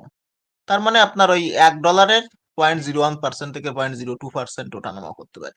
এটা স্টেবল কারেন্সি। এই স্টেবল কারেন্সিটা সান ইসে পুশ বুস্টিং এর জন্য ইউজ করা হবে, অর্থাৎ আপনার প্রতিটা পিইউএসডির পিছনে আমরা আপাতত এখন মানে বর্তমানে $1 এবং $1 সমমূল্যের পুশ ব্যাকিং রাখা আছে, মানে প্রায় দুগুণ, মানে $1 ব্যাকিং প্রায় $2 কাছাকাছি। সেক্ষেত্রে সবসময় একটা দিকে মানে আমরা এনশিওর করতে পারবো যে এই স্টেবল কারেন্সির পেগ মার্কের নিচে কখনো নামবে না প্রাইস, অর্থাৎ $1 ফিক্সড। আর এটা দিয়ে কি করে ভবিষ্যতে স্টেকিং করা বা ডিসেন্ট্রালাইজ ফাইন্যান্সে ইনভেস্ট করা, সেগুলো পরে আপনাদের দেখানো হবে। এপিআইটা আপনি ধরে রাখুন 10% থেকে 100%-এর ভিতর যে কোনো একটা অ্যামাউন্ট। এটা বললাম, এটা হলো আমাদের ভবিষ্যৎ পরিকল্পনা। আর একটা পরিকল্পনা আছে যে এখন তো শুধু এবিবি কিউরেশনের বোনাসটা আপনার স্টেকিং এর বেসিসে পাবেন, কিন্তু পরবর্তীতে টোটাল কিউরেশন সিস্টেমটাই আনা হবে এই পুশ স্টেকিং এ। যখন আমাদের যদি এসবিডি অন থাকে এবং এই প্রাইস যদি 30 সেন্ট 35 সেন্ট এরকম কাছাকাছি থাকে, তখন সেক্ষেত্রে পার ডে প্রায় $10,000 ইউজারদের ভিতর ডিস্ট্রিবিউট করার ইচ্ছা আছে আমাদের। Push on push power up এর বেসিস। এটা পুশ পাওয়ার আপটা কিভাবে কাজ করবে পরে সেটা বলে দেবো আর কি। আপাতত এটা ছিল আপডেট। আর নতুন যে কারেন্সি, অনেকেই আমাকে কালকে থেকে ডিএম করে যাচ্ছেন লাগাতার, যে নতুন যে কারেন্সি এই যে এআই দিয়ে ক্রিয়েট করা যেটা কয়েন, কি ট্রন শিবা ইনু, এটা আসলে কিন্তু এখানে কিন্তু আমার কোনো ইনভেস্টমেন্ট নেই, বা আমাদের টিম যেটা পুশের টিম বা আমার বাংলা ব্লগের কোনো টিম মেম্বার এখানে ইনভলভ নেই বা এর পিছনে নেই। এটা সম্পূর্ণ কমিউনিটি টোকেন। এখানে আমার জিরো স্টেক, জিরো কি বলে ইনফ্লুয়েন্স, এখানে কিছুই নেই। অর্থাৎ এটা করতে গেলে আপনাদের কিন্তু নিজস্ব রিস্ক এগুলো সম্পর্কে জানতে হবে। অর্থাৎ এখানে বড় ধরনের কোনো রাগ পুলিং এর সম্ভাবনা নেই, কিন্তু সবাই যদি চায় যে কয়েনটা বিক্রি করে দিতে, সেক্ষেত্রে কিন্তু কয়েনের দাম পড়ে যাবে যদি সবাই সেল করে দেয়। এটা মাথায় রাখবেন যে এখানে আমাদের এই মুহূর্তে কোনো পরিকল্পনা নেই, যেহেতু একটাই কয়েন আমাদের পুশ, আর পুশের স্টেবল কারেন্সি পিইউএসডি মানে Push USD. Push USD already pool আছে, পুল ক্রিয়েট করা আছে বাইন্যান্স বিতে, আর কয়েন মার্কেট ক্যাপে ডিএক্স স্ক্যানারে অ্যাড করা আছে। পরবর্তীতে যখন আনা হবে তখন আপনারা দেখতে পারবেন। আর যা কিছু হবে ওয়েল রেগুলেটেড ওয়েতে হবে।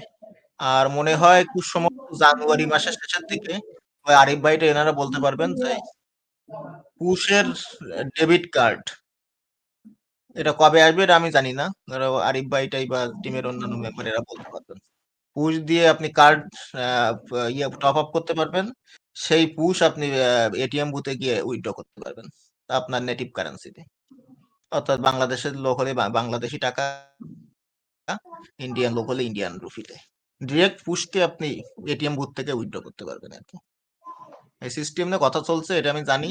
টিমের সাথে ওরা কথাবার্তা চালাচ্ছে। এটা হলো আমাদের রিয়েল টাইম ইউজেসের জন্য। আর পরবর্তীতে পুশ দিয়ে কেনাকাটা এগুলো পরবর্তীতে করা হবে, কারণ তেমন একটা টাইম দিতে পারছি না তো প্রজেক্টে। আর থ্যাংক ইউ একটু সো এই মাচ দাদা। সময়টা একটু ফুর্তি করার সময় তো, এখন একটু ফুর্তি করতে পারছি না, একটু ঘোরাঘুরি করবো, জি দাদা। কয়েকটা দিন একটু ফুর্তি করতে হবে, তো তারপরে আবার কাজে। ঠিক আছে। জি দাদা। হুম। থ্যাংক ইউ দাদা, সুন্দর করে গুছিয়ে কথা বলার জন্য, আর বিষয়গুলো বিস্তারিত বলার জন্য। এবং আমি মনে করি যারা শুনেছেন তারা কিন্তু আমাদের ভবিষ্যৎ চিন্তা ভাবনা বা পুশ নিয়ে তাদের চিন্তা ভাবনা কি বা আমাদের চিন্তা ভাবনা কি, তারা কিন্তু ইতিমধ্যেই তা বুঝতে পেরেছেন। আশা করা যায় সবকিছু ভালো হবে নতুন বছরে নতুন দিকে, এমনটাই প্রত্যাশা ব্যক্ত করছি আমার জায়গা থেকে। সো ওয়েল, তো এখন হচ্ছে কিন্তু সেই সময় যখন আপনারা কুইজ খেলবেন। তো আমি ডাকছি আমাদের সকলের প্রিয় আরিফ ভাই, হাফিজ ভাই, সুমন ভাই এবং সিয়াম ভাই। আপনারা কুইজ খেলুন সবাই একত্রে। জি, ধন্যবাদ শুভ ভাই। ভাই, আমার কথা কি শোনা যাচ্ছে? জি ভাই, শোনা যাচ্ছে ভাই। ওকে।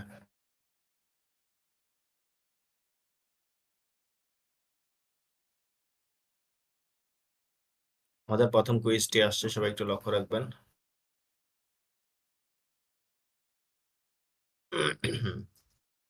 প্রথম প্রশ্ন, ভারতের প্রথম গভর্নর জেনারেল কে ছিলেন? ভারতের প্রথম গভর্নর জেনারেল কে ছিলেন?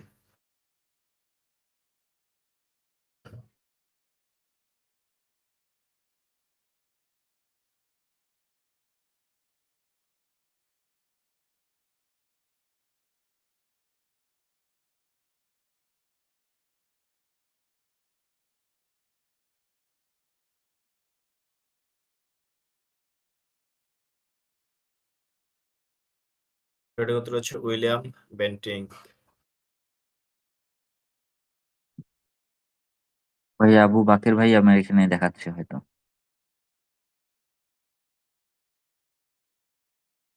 ঠিক আছে। আমাদের তৃতীয় কোয়েশ্চেনটা আসছে, সবাই একটু লক্ষ্য রাখবেন।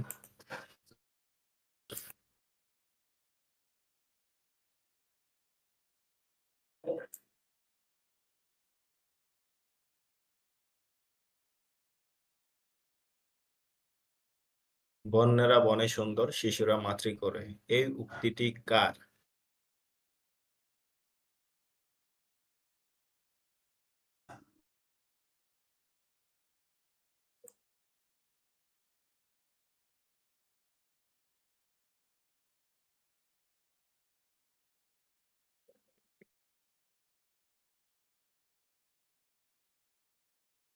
আমরা আর অপেক্ষা করার সময় নেই, কারণ শুরু করে দিয়েছে।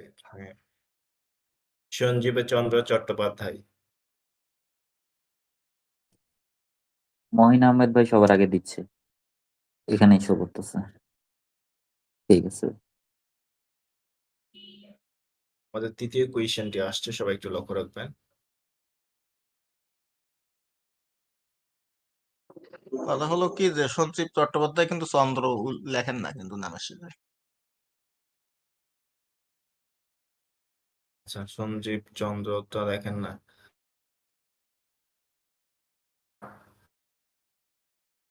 তাহলে হয়তো বা মিস্টেকেনলি হয়ে গিয়েছে। আচ্ছা, এরপর আমাদের প্রথম কোয়েশ্চেন হচ্ছে, না, থার্ড কোয়েশ্চেন হচ্ছে, কোন 2 মাস নিয়ে আমাদের শীত ঋতু? পৌষ মাস, মাঘ মাস, ফাল্গুন মাস, চৈত্র মাস, বৈশাখ মাস, জ্যৈষ্ঠ মাস। আমার তো মনে হয় বৈশাখ জ্যৈষ্ঠ নিয়েই নিতে পারি। আচ্ছা, আপনার আগের ইচ্ছার মধ্যে কুইজটা যে তো আপনার করেন। ফাইনাল করতে হবে, তাই না? আমি একটা কথা বললাম, সেটা ওভারলুক করে গেলে তো হবে না। সঞ্জীব চন্দ্র আচ্ছা, চট্টোপাধ্যায় তো ওনার নাম না, ওনার নাম সঞ্জীব চট্টোপাধ্যায়। হ্যাঁ, হ্যাঁ, আচ্ছা। ওটা মানে হচ্ছে এখন যিনি আনসার দিয়েছেন এখানে সঞ্জীব চন্দ্র দিয়েছেন, এইজন্য কনফিউজড হয়ে গেছি। না, কনফিউজড হয়ে গেছি। হ্যাঁ, সজীব, শুধুমাত্র সজীব চট্টোপাধ্যায়। না, না, শুধুমাত্র সঞ্জীব চট্টোপাধ্যায় হবে। দাদা বলতেছেন চন্দ্রটা হবে না। আমি বলছি না, আমি উইকিপিডিয়া লিংক দিয়ে দিলাম, আপনারা দেখে নিন। আর বুঝলাম। ওনার হ্যাঁ, হ্যাঁ, কোনো বইতে সঞ্জীব চন্দ্র চট্টোপাধ্যায় আজ অব্দি আমি পড়িনি। তো ওনার নাম সবসময় পড়েছি সঞ্জীব চট্টোপাধ্যায়। এখন চন্দ্র জোর করে বসালে তো আর হবে না। কত হচ্ছে তাই, আর কিছু না। আচ্ছা, ঠিক আছে। আচ্ছা, তাহলে আমার সঞ্জীব নামের শেষে যদি চট্টোপাধ্যায়। আমি এখন চন্দ্র লাগাই, তাহলে তো সে নামটা আলাদা হয়ে যাবে। হ্যাঁ, সেটা অবশ্য ঠিক। আচ্ছা, তাহলে আমরা সন্দীপ চট্টোপাধ্যায় এটা নিই। ঠিক আছে ভাই। হ্যাঁ, আর আমাদের ম্যাথমেটিক্যাল কুইজ গুলো আনতে হবে। আচ্ছা, ঠিক আছে। তাহলে এখানে দ্বিতীয়টাতে দাদা বিজয়ী। এরপর হচ্ছে সবাই গুগল থেকে নিছে সন্দীপ চন্দ্র চট্টোপাধ্যায়। সবাই না, সেভ করে নিয়েছে। আমাকে না, এখানে সঞ্জীব কৌশিক।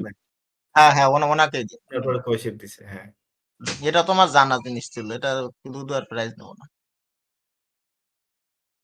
আচ্ছা, ঠিক আছে। হ্যাঁ, জি ভাই।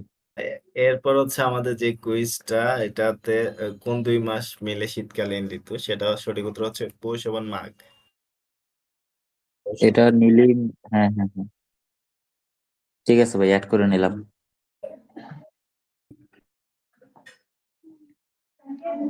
আচ্ছা, আমাদের চতুর্থ কোয়েশ্চেনটি আসছে, সবাই একটু লক্ষ্য রাখবেন।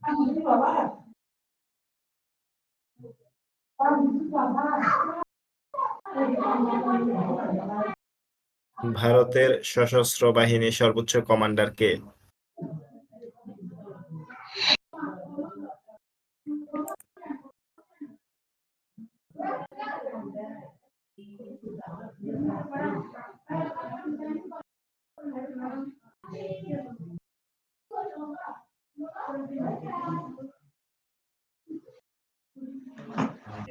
ফিল্ড মার্শাল কি মানে সর্বোচ্চ মানে এই কি বলে পদধারী? আচ্ছা, আমরা যেটা পেয়েছি সেটা হচ্ছে রাষ্ট্রপতি। ভারতের রাষ্ট্রপতি হচ্ছে যে সর্বোচ্চ কমান্ডার।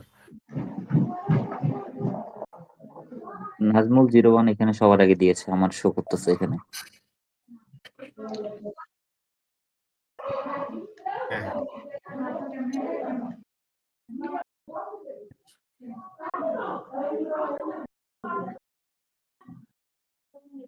তো এটা ছিল আমাদের পক্ষ থেকে 4টা কুইজ। এরপর দাদার কাছে যাব।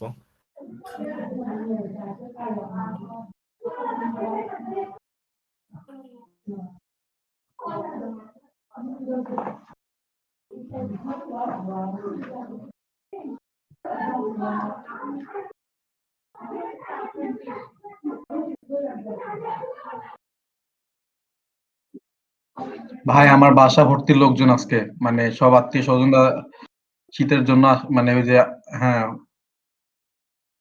হ্যাঁ, মানে সবাই চলে আসছে, যার কারণে মানে পুরা বাড়ি ভর্তি। আমি একদম কর্নারে এসে মানে লুকায় লুকায় মনে করে নিয়ে কাজ করতেছি।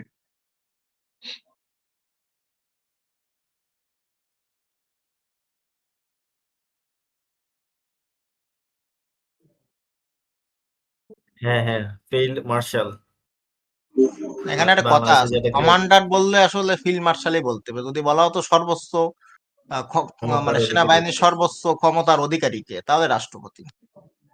এটা সঠিক উত্তর। এটা একটু কনফিউজড ছিলাম আমি আসলে ব্যাপারটা নিয়ে। কারণ আর্মি র্যাঙ্কে হ্যাঁ, কমান্ডার মানে কি? কোনো কমান্ডার। কারণ রাষ্ট্রপতি তো ইয়ে মানে অসামরিক ব্যক্তি। হ্যাঁ, অসামরিক অসামরিক কমান্ডার বলা ব্যক্তি যাবে না। মতো এটা হাইয়েস্ট র্যাঙ্ক বললেও বলতে হবে ইয়ে, কিন্তু যদি বলা হয় সর্বময় সেনাবাহিনী সর্বময় ক্ষমতার অধিকারী কে, তখন সেটা আসবে রাষ্ট্রপতি বা প্রধানমন্ত্রীর নাম আসবে। প্রধানমন্ত্রী ক্ষমতা নাকি রাষ্ট্রপতি? মেন ক্ষমতা তো প্রধানমন্ত্রী, রাষ্ট্রপতি তো পুতুল। রাষ্ট্রপতির করার কিছু নেই। প্রধানমন্ত্রী যা বলবেন তাই। আমাদের দেশে তো বাংলাদেশ, ভারত, পাকিস্তান এসব জায়গায় তো সর্বময় ক্ষমতার অধিকারী রাষ্ট্রপতি না তো প্রধানমন্ত্রী। রাষ্ট্রপতি প্রেসিডেন্ট জাস্ট না, এখানে ফুটবল প্রাইম মিনিস্টার। হুম, প্রাইম মিনিস্টারই সবকিছু। উনি আবার আমেরিকায় হলো সর্বময় ক্ষমতার অধিকারী প্রেসিডেন্ট। প্রেসিডেন্ট যা প্রাইম বলবে তাই মিনিস্টার শুনতে আছে? হবে। ও ওখানে কি প্রাইম মিনিস্টার না, আছে? না, প্রাইম মিনিস্টার। প্রাইম মিনিস্টার না। প্রেসিডেন্ট। ইংল্যান্ডের প্রাইম মিনিস্টার সর্বময় ক্ষমতার অধিকারী। দাদা ওখানকার রাজা রানীরা কি করে তাহলে? রাজা রানীরাই মূলত সর্বময় ঘুমায়, ক্ষমতার খায় আর অধিকারী। ঘুমায়। অর্থাৎ রাজা রানী চাইলেই যে কোনো নির্বাচিত প্রধানমন্ত্রীকেও সরিয়ে দিতে পারে, কিন্তু কখনো এই জিনিসটা করে না তারা। ওরা দাদা আরামায়েশ করে খায় আর ঘুমায়। হুম। তা আমি একটা কুইজ দিই তাহলে। পৃথিবীতে একমাত্র কোন ব্যক্তির ভিসা লাগে না, যে কোনো পৃথিবীর যে কোনো দেশ ভ্রমণে কোনো ভিসা লাগে না?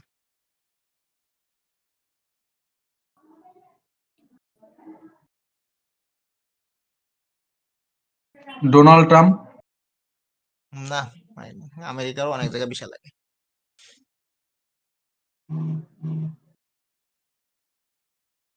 এটা আমারই একটা কুইজ। টাইম বললে টাইম শেষ হলে বলবেন।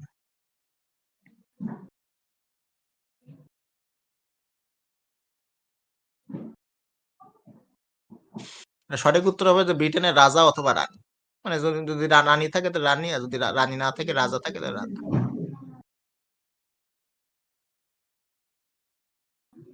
ওই পদটা পাওয়ার বুদ্ধি কি দাদা? মানে ওরাই বংশধররাই ঘুরে ফিরে হবে রাজা রানী। ওই পদ পেতে গেলে আপনার একবার মরে আর একবার জন্ম নিতে হবে ওই বংশে, তাছাড়া কোনো সম্ভব না। দাদা সবার আগে আরিফ ভাই দিয়েছেন। হুম। একমাত্র ইংল্যান্ডের রানী বা রাজার পাসপোর্টের সবচেয়ে বড়, বেশি বেশি ক্ষমতা। কোনো দেশে ভ্রমণে তার ভিসা লাগে না।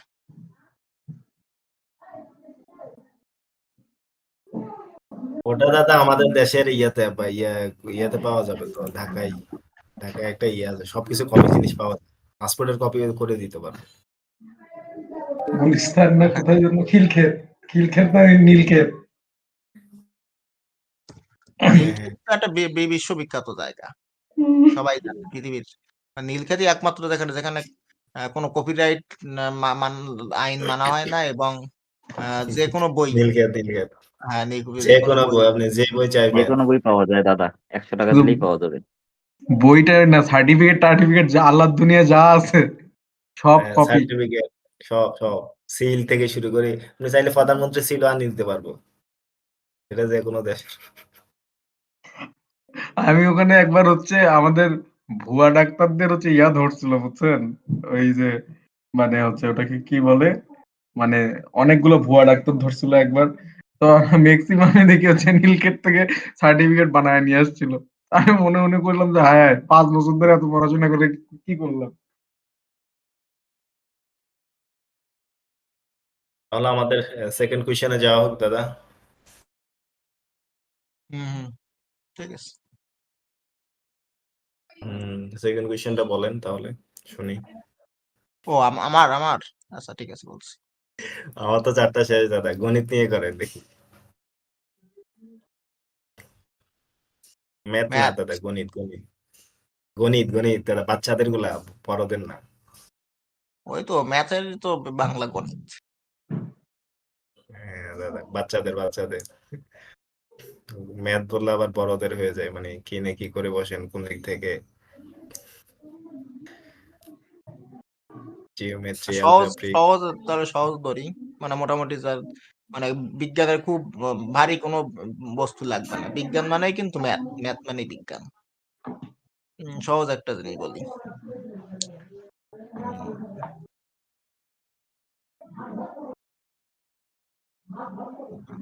কি বলা যায়, কি বলা যায়? রহন ভাই একটা দিছে 1+1=11 হ্যাঁ, কেন? হ্যাঁ, কোন বস্তু আলোর সমান গতিবেগ অর্জন করলে সেই বস্তুটা কিসে রূপান্তরিত হয়?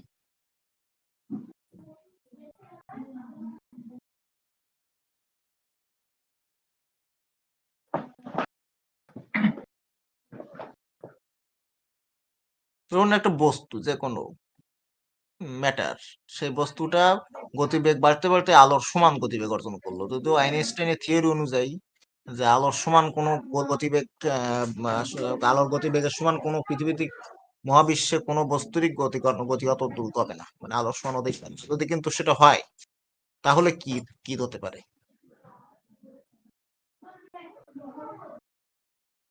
দাদা সময় শেষ। এটা তো সহজ উত্তর ছিল, এনার্জিতে কনভার্ট হবে। শক্তি। শক্তি।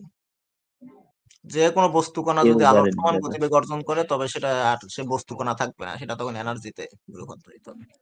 এটার বিখ্যাত সূত্র হলো E = mc স্কয়ার।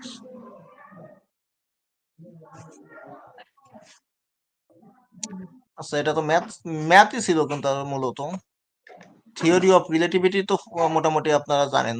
আইনস্টাইনের বিখ্যাত সে আপেক্ষিকতাবাদ, যেটা ইংলিশে বলে থিওরি অফ রিলেটিভিটি।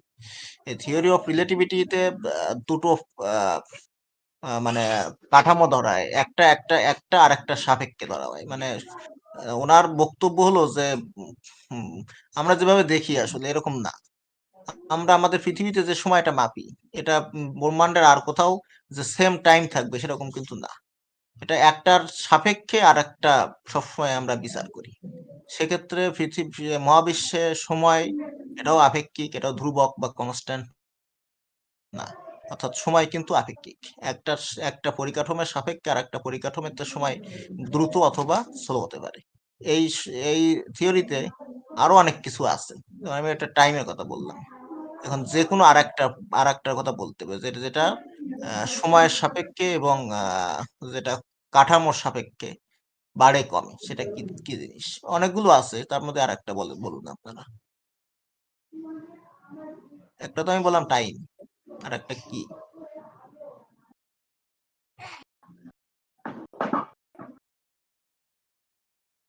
কেউ আমার কথা বোঝেন? দৈর্ঘ্য, বস্তুর দৈর্ঘ্য ইসের মানে কাঠামো সাপেক্ষে এবং মানে কাঠামো বলতে যেটা বলে মানে এনভায়রনমেন্ট, যে এই এই এনভায়রনমেন্ট থেকে আরেকটা এনভায়রনমেন্টে দুটোর যদি ভিন্ন ভিন্ন ভিন্ন জায়গায় থাকে, যেন একটা চাঁদে থাকলো, একটা মঙ্গল গ্রহে থাকলো, এরকম ক্ষেত্রে থাকলে তাদের সাপেক্ষে একটা সাপেক্ষে আরেকটা দৈর্ঘ্য হয় সংকোচন হবে, না বৃদ্ধি প্রাপ্ত হবে। অর্থাৎ কনস্ট্যান্ট থাকবে না। আমি এখানে 1 মিটার দৈর্ঘ্যের একটা লাঠি, সেটা পৃথিবীতে 1 মিটারই থাকতো সব জায়গায়, কিন্তু পৃথিবীর বাইরে অন্য কোনো গ্রহ বা অন্য কোনো কাঠামোর সাপেক্ষে সেটা বাড়তে পারে বা কমতে পারে। যদি সে বস্তুর আহ, গতিবেগ বৃদ্ধি পায় তখন দৈর্ঘ্য সংকোচন হয়, যদি তার বস্তুর গতিবেগ হ্রাস পায় তখন সে বস্তুটার দৈর্ঘ্য বৃদ্ধিপ্রাপ্ত হয়। এটা ছিল থিওরি অফ রিলেটিভিটির প্রথম ইয়েটা ছিল, দৈর্ঘ্য সংকোচন অথবা বৃদ্ধিপ্রাপ্ত। এটা জি দাদা, এখানে শুধুমাত্র দৈর্ঘ্য লিখছি, ইসরাত মিম। হয়তো দৈর্ঘ্য লিখলে হবে। ঠিক আমি আছে বলেছিলাম দাদা। একটা কথা বললাম তো, টাইমের সাথে টাইম তো আরটা কি লেন্থ, এইটা জানতে চাইছিলাম, যে একটা তো আমি বলে দিলাম, আর একটা কি হতে পারে? ভর তো অবশ্যই, ওজন বা ভর তো অবশ্যই পরিবর্তনশীল। এটা তো দেখেন না যে আমাদের পৃথিবীতে যার ওজন 100 কিলো, তার চাঁদে তার 6 ভাগের 1 ভাগ। কারণ ওজনটা কি? ওজন হলো বস্তুকে যে বলে আকর্ষণ করে, যে কোনো যেমন পৃথিবী যদি তার কোনো বস্তুকে তার কেন্দ্রের দিকে যে বলে আকর্ষণ করে, সেটাই তার ওজন। জি দাদা। আর ভরটা হলো কি? ভরটা হলো মাস, মানে টোটাল, যে আমাদের যে কোনো একটা বস্তু কণার টোটাল যে মাস, যেটা সেটাই ভর। ভরটা সাধারণত ইসের মানে এই কি বলে, যে গ্রহের সাপেক্ষে খুব একটা তারতম্য হয় না, কারণ ভরটাই মেইন। ভর আর ওজন আমরা গুলিয়ে ফেলি, আমরা বাংলায় যেটা ওজন বলি আসলে সেটা ভর। এই যে ইসের আহ, ওজন যেটা, ওজনটা আসলে পরিবর্তনশীল। ওজনটা জাস্ট আমাদের যে টার্ম, যেটা টেনে ধরে, যেটা নিউটন যেটা। আর ভর হলো হচ্ছে কিলোগ্রাম দিয়ে মাপা হয়। ঠিক আছে, তাহলে এটা কে দিয়েছে? দাদা ইসরাত মিম দিয়েছে। হ্যাঁ হ্যাঁ, ঠিক আছে। আর একটা দেবো সহজ একদম, জি এটা দাদা। ওই ম্যাথের আর কি। এটা তো সেই ফিজিক্সের দিকে চলে গেল।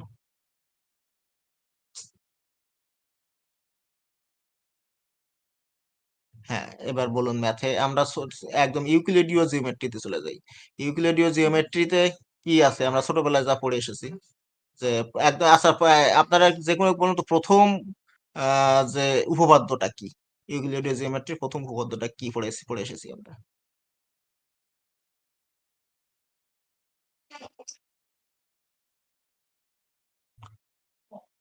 এটা মনে হয় কেউ পারবে না নাকি? এটা তো সহজ ছিল। উপপাদ্য এক ছিল একটা সরল রেখার কোনো একটা বিন্দুতে অপর একটি সরল রেখা এসে মিলিত হলে উৎপন্ন কোণদ্বয়ের সমষ্টি 2 সমকোণ অর্থাৎ 180 ডিগ্রি। এটা ছিল ইউক্লিডীয় জিওমেট্রির প্রথমটা। এটা তো কারো ভুলে যাওয়ার কথা না, একদম বাচ্চা বয়সে পড়ানো হয়েছে আমাদের, একদম সহজ। এখন কথা হলো যে তার দ্বিতীয় উপপাদ্য ছিল কি? দ্বিতীয়টা ছিল দ্বিতীয়টা ছিল যে আহ, একটি সমান্তরাল সরলরেখা নিয়ে কথা ছিল যে এখান থেকে আমি বলতে চাচ্ছি যে দুটি সমান্তরাল সরলরেখা কখনোই পরস্পরকে ছেদ করে না। এখন আমাদের বলতে হবে যে দুটি সমান্তরাল সরলরেখা কখনো পরস্পরকে ছেদ করে না, এটা ইউক্লিডীয় জিওমেট্রিতে আছে, কিন্তু কোন ক্ষেত্রে এই জিনিসটা মিথ্যা হবে? একটা কথায় উত্তর হবে এটা।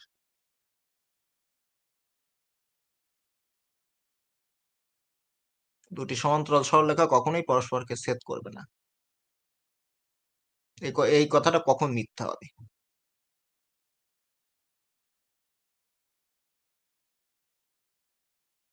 এটা কিন্তু একটা লেখাতেই ক্লিয়ার। যদি আপনারা জিওমেট্রি বুঝে থাকেন তাহলে বুঝতে পারবেন। এটার কথা হলো যদি মাত্রা বৃদ্ধি পায়। মাত্রা বোঝেন তো? আমরা ত্রিমাত্রিক জগতে বাস করি, 3 ডাইমেনশন। যদি ডাইমেনশন বৃদ্ধি করা যায়, 3-এর জায়গায় 4, 4-এর জায়গায় 5, তখনই শুধুমাত্র সম্ভব সমান্তরাল সরলরেখা পরস্পরকে কোনো একটা বিন্দুতে ছেদ করা। তা না হলে আমাদের ইউক্লিডীয় জিওমেট্রি হলো সব 2 ডাইমেনশনাল, অর্থাৎ দ্বিমাত্রিক জগতে।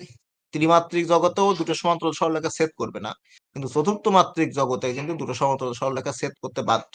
চতুর্থ মাত্রিক বিষয়ে আমাদের বস্তু জগতে সময়টাকে ধরা হয় চতুর্থ মাত্রা হিসেবে। এই এই চতুর্থ মাত্রিক জগতে দুটি সমান্তরাল সরলরেখা পরস্পরকে ছেদ করে, কিন্তু দাদা এই সঠিক উত্তর পাওয়া যায়নি। এটা একটু কঠিন হয়ে গেছে, এই জন্য পাওয়া যায়নি। কিন্তু আমি মনে হচ্ছে যে এটা যখন আমাদের স্যাররা পড়াতেন ক্লাসে, তখন বাচ্চা বয়সেও তো অত বুঝতাম না, কিন্তু মাত্রাটা উনি বুঝিয়ে দিয়েছিলেন ঠিকঠাক। বলেছিলেন যে দুটি সমান্তরাল সরলরেখা আমাদের কখনো দ্বিমাত্রিক ত্রিমাত্রিক জগতে কখনো ছেদ করবে না, কিন্তু মাত্রা যদি বাড়ানো হয় তাহলে কিন্তু এটা আর তখন এই যে জিনিসটা, এই যে দুটো সমান্তরাল সরলরেখা কখনোই পরস্পরকে ছেদ করবে না, এই জিনিসটা ধ্রুব সত্য জিনিসটা মিথ্যা হয়ে যাবে। ঠিক আছে, লাস্ট এটা পারেননি তখন তার লাস্ট জিওমেট্রিতে করে দিই। এটা হচ্ছে ইকুয়ালিটি জিওমেট্রি, তো আমাদের একদম জল ভাত, বাচ্চা বয়স থেকে করে এসেছি আমরা। আর পরের দিকে ছিল কোঅর্ডিনেট জিওমেট্রি, যেটা একটু সব ইকুয়েশন ভিত্তিতে, কিন্তু এটা ইউক্লিডীয় জিওমেট্রি তো একদম ইজি। ইউক্লিডীয় জিওমেট্রি আরেকটা বলি, ভালো করে মনে রাখবেন, এটা একদম ইজি, যে দুটি সমান্তরাল সরল রেখার নিচের যে কোনো একটা রেখা বা উপরের যে কোনো একটা রেখার একটা অংশ অ্যালোকেট করা হলো, অর্থাৎ নির্দিষ্ট করা হলো। সেই অংশের পরে যে 3টা ত্রিভুজ অঙ্কন করলাম আমি, সেই 3টা ত্রিভুজের ক্ষেত্রফল, মানে 3টা ত্রিভুজের ক্ষেত্রফলই পরস্পর সমান হবে নাকি কম বেশি হবে, এটা জাস্ট হ্যাঁ অথবা না বলবেন। কি কারণ সেটা পরে আমি আপনাদের কাছে জিজ্ঞেস করবো, এটা কুইজের ভিতর হবে না, এখানে এটা বলতে হবে যে হ্যাঁ কি না হবে।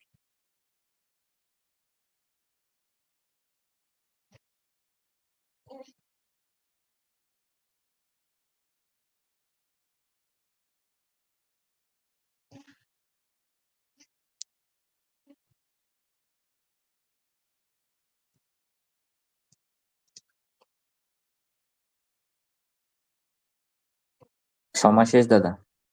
হ্যাঁ, সমান হবে, কারণ কি আমরা জানি যে দুটি সমান্তরাল সরলরেখার মধ্যে একই ভূমি বা বেজে অঙ্কিত আনলিমিটেড, অর্থাৎ কোনো লিমিটেশন নেই, আনলিমিটেড ত্রিভুজের ক্ষেত্রফল পরস্পরের সমান। এটা তো প্রমাণ করাও ইজি ছিল, এটা খুবই সহজে ছোটবেলায় আমরা প্রমাণ করেছি যে কিভাবে প্রমাণ করা সম্ভব যে দুটি সমান্তরাল সরলরেখার ভিতর একই ভূমি বা বেজের উপর অঙ্কিত ইনফিনিটিভ মানে কোনো সীমা নেই, যতগুলো আপনি ত্রিভুজ অঙ্কন করবেন সবগুলো ত্রিভুজের ক্ষেত্রফল পরস্পরের সমান। তার কারণ হলো ত্রিভুজের ক্ষেত্রফল সমান কি জানেন, মনে আছে তো আপনাদের, যে ট্রায়াঙ্গেলের ক্ষেত্রফল হলো half into base into height, অর্থাৎ হাফ ইন্টু ভূমি গুণ উচ্চতা। তা হাফ হাফ তো কনস্ট্যান্ট পেয়ে গেলাম, ভূমি তো একটা কনস্ট্যান্ট পেয়ে যাচ্ছে যে একই ভূমির পরে অঙ্কিত। আর হাইটটা কি, যেহেতু ওটা সমান্তরাল সরলরেখা, তা হাইটটা প্রত্যেকটা ত্রিভুজের হাইট সেম হবে, কারণ সমান্তরাল সরলরেখা তো হাইট তো একটাই থাকে, তাই না? তো সেই একটাই প্রতিটা ত্রিভুজের হাইট তো একই সেম হবে, তাহলে সেই সহজে তাহলে আনলিমিটেড মানে ইনফিনিটিভ ত্রিভুজ অঙ্কন করলে প্রত্যেকটা ক্ষেত্রফল পরস্পরের সমান হবে। এটা ছিল সহজ জি উত্তর। দাদা, নীলিম দিদি ম্যাথ হলো এখানে উত্তর interesting দিয়েছেন। subject। ম্যাথে করলে অনেক কিছুই করা যায়। হুম। এটা কে পেরেছে এটা? এটা দাদা নীলিম দিদি পেয়েছে, আচ্ছা সমান ঠিক হবে আছে। লিখতে। মজা মজা আছে কিন্তু জি অঙ্কের দাদা। ভিতরে কিন্তু অনেক মজা আসলে। এর পরের কন্টেস্টে আমি এই অঙ্ক দিয়ে করবো এই যে সেই ইয়েগুলো পড়তাম না ছোটবেলায় আমরা, যে একটা ঘড়ি 3:45 বাজে, আর একটা ঘড়ি 7:25 বাজে, আর একটা জি ঘড়ি রাত দাদা। 10টায় বাজে, তিনটা ঘড়ির একই সাথে কখন বাজবে? কি হলো বাবা, কি করিস তুই, চেঁচামেচি করিস সারাক্ষণ? এটা আচ্ছা আচ্ছা, এটা কিভাবে করে জানেন তো আপনারা? বা সেই যে একটা মজার মজার অঙ্ক ছিল না, বা আমরা করতাম যে একটা চৌবাচ্চায় দুটো নল, একটা নল দিয়ে জল ঢোকে আর একটা নল দিয়ে জল বেরিয়ে যায়। একটা নলের জল ঢোকার হার হলো যে প্রতি 10 মিনিটে এত কিউসেক জল ঢোকে, আর নলটা আর একটা নল দিয়ে যে ফুটো আছে বা নল দিয়ে চলে যায় তার জল বেরিয়ে যাওয়ার হার এত কিউসেক। তাহলে বলতে হবে যে 2 ঘন্টায় চৌবাচ্চার কতটুকু পরিপূর্ণ হবে, মানে একটা দিয়ে জি জল দাদা, ঢুকলো এগুলা আর একটা দিয়ে জল করছিলাম দাদা। বেরিয়ে গেল। কেশবচন্দ্র নাগের তো বই আছে আমার বাড়ি এখন, বহু পুরনো বই। উনি ছিলেন অঙ্কের মাস্টার মাসে, অঙ্কের জাদুকর বলা হতো কেশবচন্দ্র সেন। আমার কাছে আছে বইটা, বা আমার বাবার আমলে বা আমার ঠাকুরদার আমলের বই, মানে খুব সম্ভবত অনেক পুরনো।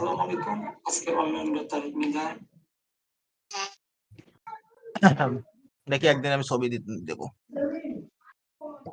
দাদা পিডিএফ দিয়ে দিন দাদা। পিডিএফ করা তো কষ্টকর। ও হ্যাঁ, আমার চৌবাচ্চা কিন্তু করা বাঁশ, আছে আর কি। এই যে একটা তেল মাখা বাঁশে একটা বান্দর প্রতি মিনিটে 5 ইঞ্চি উঠে 2 ইঞ্চি আবার সরাত করে নেমে যায়, তাহলে বলতে হবে 2 মিটার দৈর্ঘ্যের একটা লাঠিতে বান্দরটার উঠতে কত সময় লাগবে। এসব অঙ্ক তো চ্যালেঞ্জ অঙ্ক ছিল এবং মজার অঙ্ক ছিল এগুলো। আমরা দুপুর বেলা তো বাবা এসব অঙ্ক দিয়ে বসিয়ে দিত আমাদের দুপুর বেলাতে। ঠিক আছে তাহলে। দাদা তাহলে আমি যারা বিজয়ী হয়েছেন তাদের ঠিক আছে। প্রাইজ গুলো পাঠিয়ে দিচ্ছি আমি। হ্যাঁ হ্যাঁ হ্যাঁ, ঠিক আছে। ওকে দাদা। Thank you so much all যারা দীর্ঘ সময় থেকে কুইজ খেলছিলেন তাদের সবাইকে আর কি। আর সবাইকে ধন্যবাদ এবং সঙ্গে ধন্যবাদ আমাদের পুরো টিমকে এবং সঙ্গে ধন্যবাদ আমাদের সকলের প্রিয় দাদাকে, সবাইকে বাড়তি এন্টারটেইন করার জন্য এবং শেখার কিছু সুযোগ তৈরি করে দেওয়ার জন্য। আসলে সত্যিকার অর্থে আমি ম্যাথে প্রচুর কাঁচা। আগেও ছিলাম, এখনো আছি। মাথা আমার অঙ্ক খুব একটা বেশি ঢোকে না।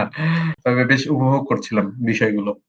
সো ওয়েল আমরা কিন্তু মোটামুটি এখন আ যে সেগমেন্টটা এখন হচ্ছে আপনাদের সামনে ডেলিভারি দেওয়ার চেষ্টা করব। সেটা হচ্ছে সুপার অ্যাক্টিভ লিস্ট অ্যানাউন্সমেন্ট, যার হোল ক্রেডিট আমাদের সকলের প্রিয় এক্সিকিউটিভ অ্যাডমিন উইঙ্কলেস দা। আমরা সেটা হচ্ছে বলার চেষ্টা করছি। টায়ার 1 এ আছেন বিজয় 1, সাইমা আক্তার, রিয়াদ X2, ইসরাত মিম, পূর্ণিমা 14, মহিন আহমেদ, ভিডিও ম্যান, ইমন 42, জান্নাতুল 01, সুমন 09, এনে রকি 71, জামাল 7, মাহফুজুর 888, কাজী রায়হান, মাকসুদা কাউসার, শামসুন নাহার, কিবরিয়া 001, টিএ সোনিয়া, নীলাম সামন্ত, শাপলা দত্ত। কংগ্রাচুলেশন, আপনারা আছেন টায়ার 1 এ। টায়ার 2 তে আছেন তানহা 001, রায়ান 111, শহীদ 540, Selina 75, Mostafizur 001, Tanjima, Ripon 40, Johnny Prince, Kaushik Chakraborty, ion 001, নেবলু 123, Nazmul 01, Mohammad 786, অঙ্কন, পারুল 19, এফ এ সানিয়া, পলাশ 123। কংগ্রাচুলেশন, আপনারা আছেন টায়ার 2 তে। টায়ার 3 তে আছেন এজিএস আজিম, হীরামণি, তানিয়া 69, আলিফ 111, তিথি রানী, হায়দার ইমতিয়াজ, গ্রিন 015, শিমুল আক্তার, সেলিনা সাথী 1, ফাতেমা 00। এই পর্যন্তই। থ্যাংক ইউ সো মাচ, আপনারা আছেন টায়ার 3 তে। তো বন্ধুরা, আমরা চেষ্টা করলাম কিন্তু আমাদের জায়গা থেকে সুপার অ্যাক্টিভ লিস্টটা অ্যানাউন্সমেন্ট করার জন্য। আর যারা এখনো সুপার অ্যাক্টিভ লিস্টে আসতে পারেনি তাদেরকে বলবো, প্রথম দিকে যে কথাগুলো বলা হয়েছিল সেগুলো যদি আপনারা মনোযোগ সহকারে শুনে থাকেন এবং সেই মাফিক যদি কাজগুলো করেন তাহলে কিন্তু আপনারাও টায়ারে দ্রুত চলে আসতে পারবেন। তো ওয়েল, এবার আমরা যাব এন্টারটেইনমেন্ট পর্বে।